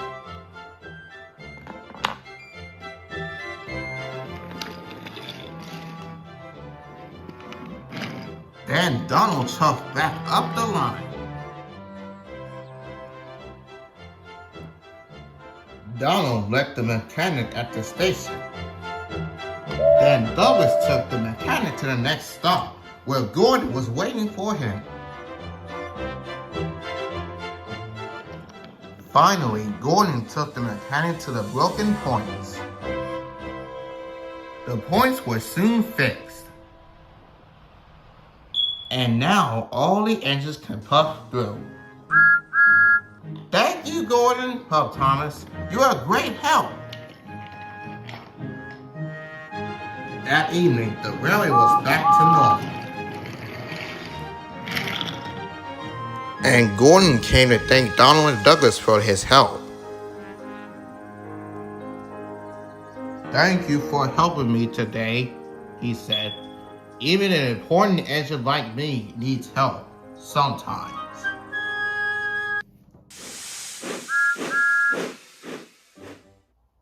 Thomas's final inspection. It was a busy day for the engines on the Topham Hatt Railway. Gordon was taking passengers across the island. He felt magnificent. Henry was delivering coal to the coaling plant. He was right on time. Percy was pleased to be pulling mail cars. James was happily hauling flatheads of paint. And Rosie was carefully shuffling trucks in the Nafford yards. But Thomas and Emily was at the finish yard getting repairs. I can't wait to get back to work. I'm taking the school choir to the concert. Emily was ready to go. Goodbye, Thomas, she said. Good luck with your final inspection. Thank you, Emily, tooted Thomas. Then James popped in to deliver his paint. Bust my buffers, he laughed. You broken down, Thomas. No, I haven't, huffed Thomas. You must have, said James. Otherwise, you wouldn't be at the finish yard. What a shame you're not a smart and really useful engine like me. And James puffed away. That made Thomas cross.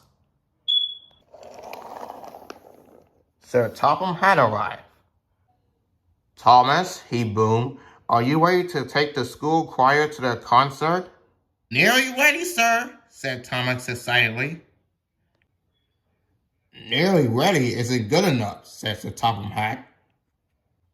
Thomas didn't want anyone else to take the school choir to their concert. Carrying children was his favorite job. So Thomas decided that he will leave before his final inspection. I'm ready now, sir, he puffed. And Thomas puffed away to collect Annie and Clarabelle.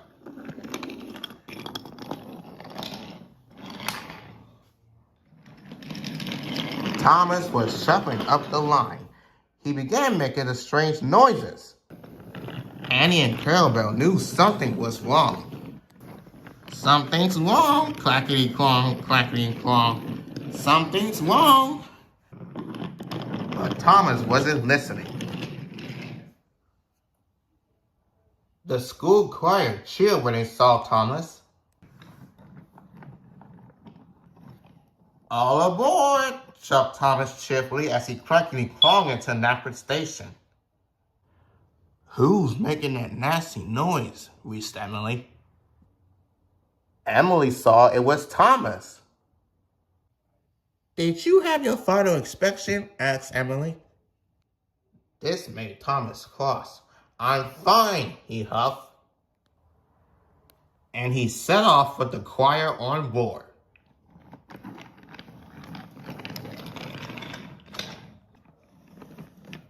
But Thomas rattled even more. Clackety-clong, clackety-clong. Later, Thomas had to stop at a signal. He was feeling hot and bothered. Toby saw there was something wrong with Thomas. Did you take enough water at the finish yard? He asked. This made Thomas even more cross. There's nothing wrong with me, Toby. Just then, the signal changed, and Thomas puffed away. But Thomas was rattling and steaming more and more.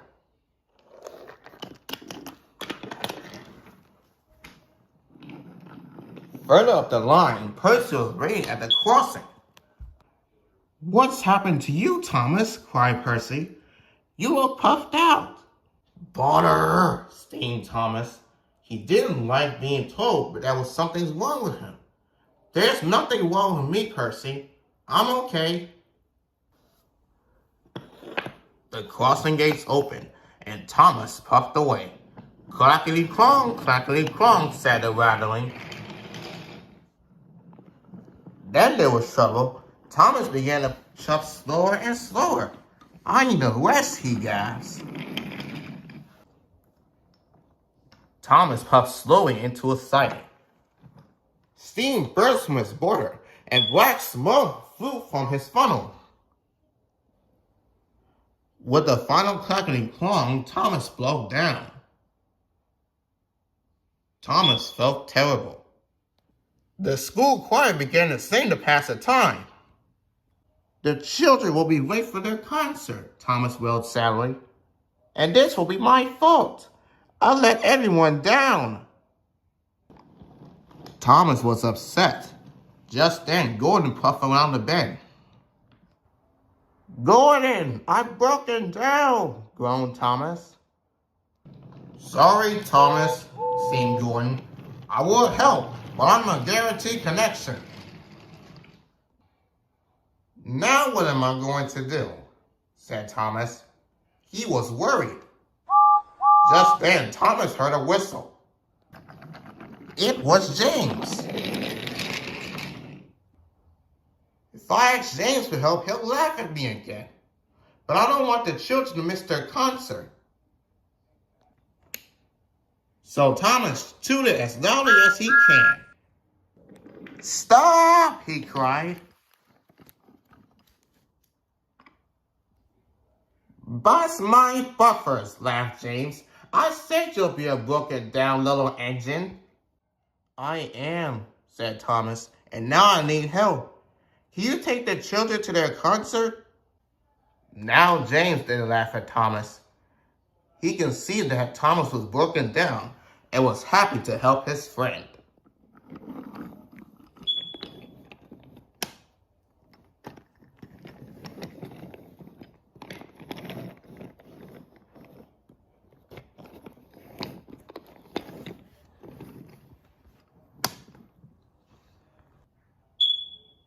I'll get the children there on time, he wished.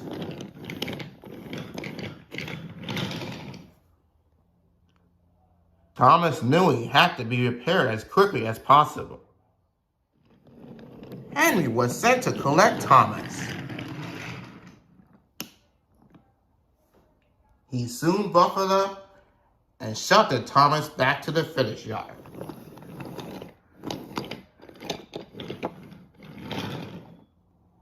Before long, Thomas was as good as new. He had even waited for his final inspection.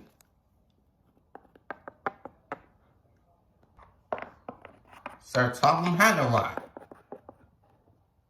You have been very patient, Thomas, and now I have another special job for you.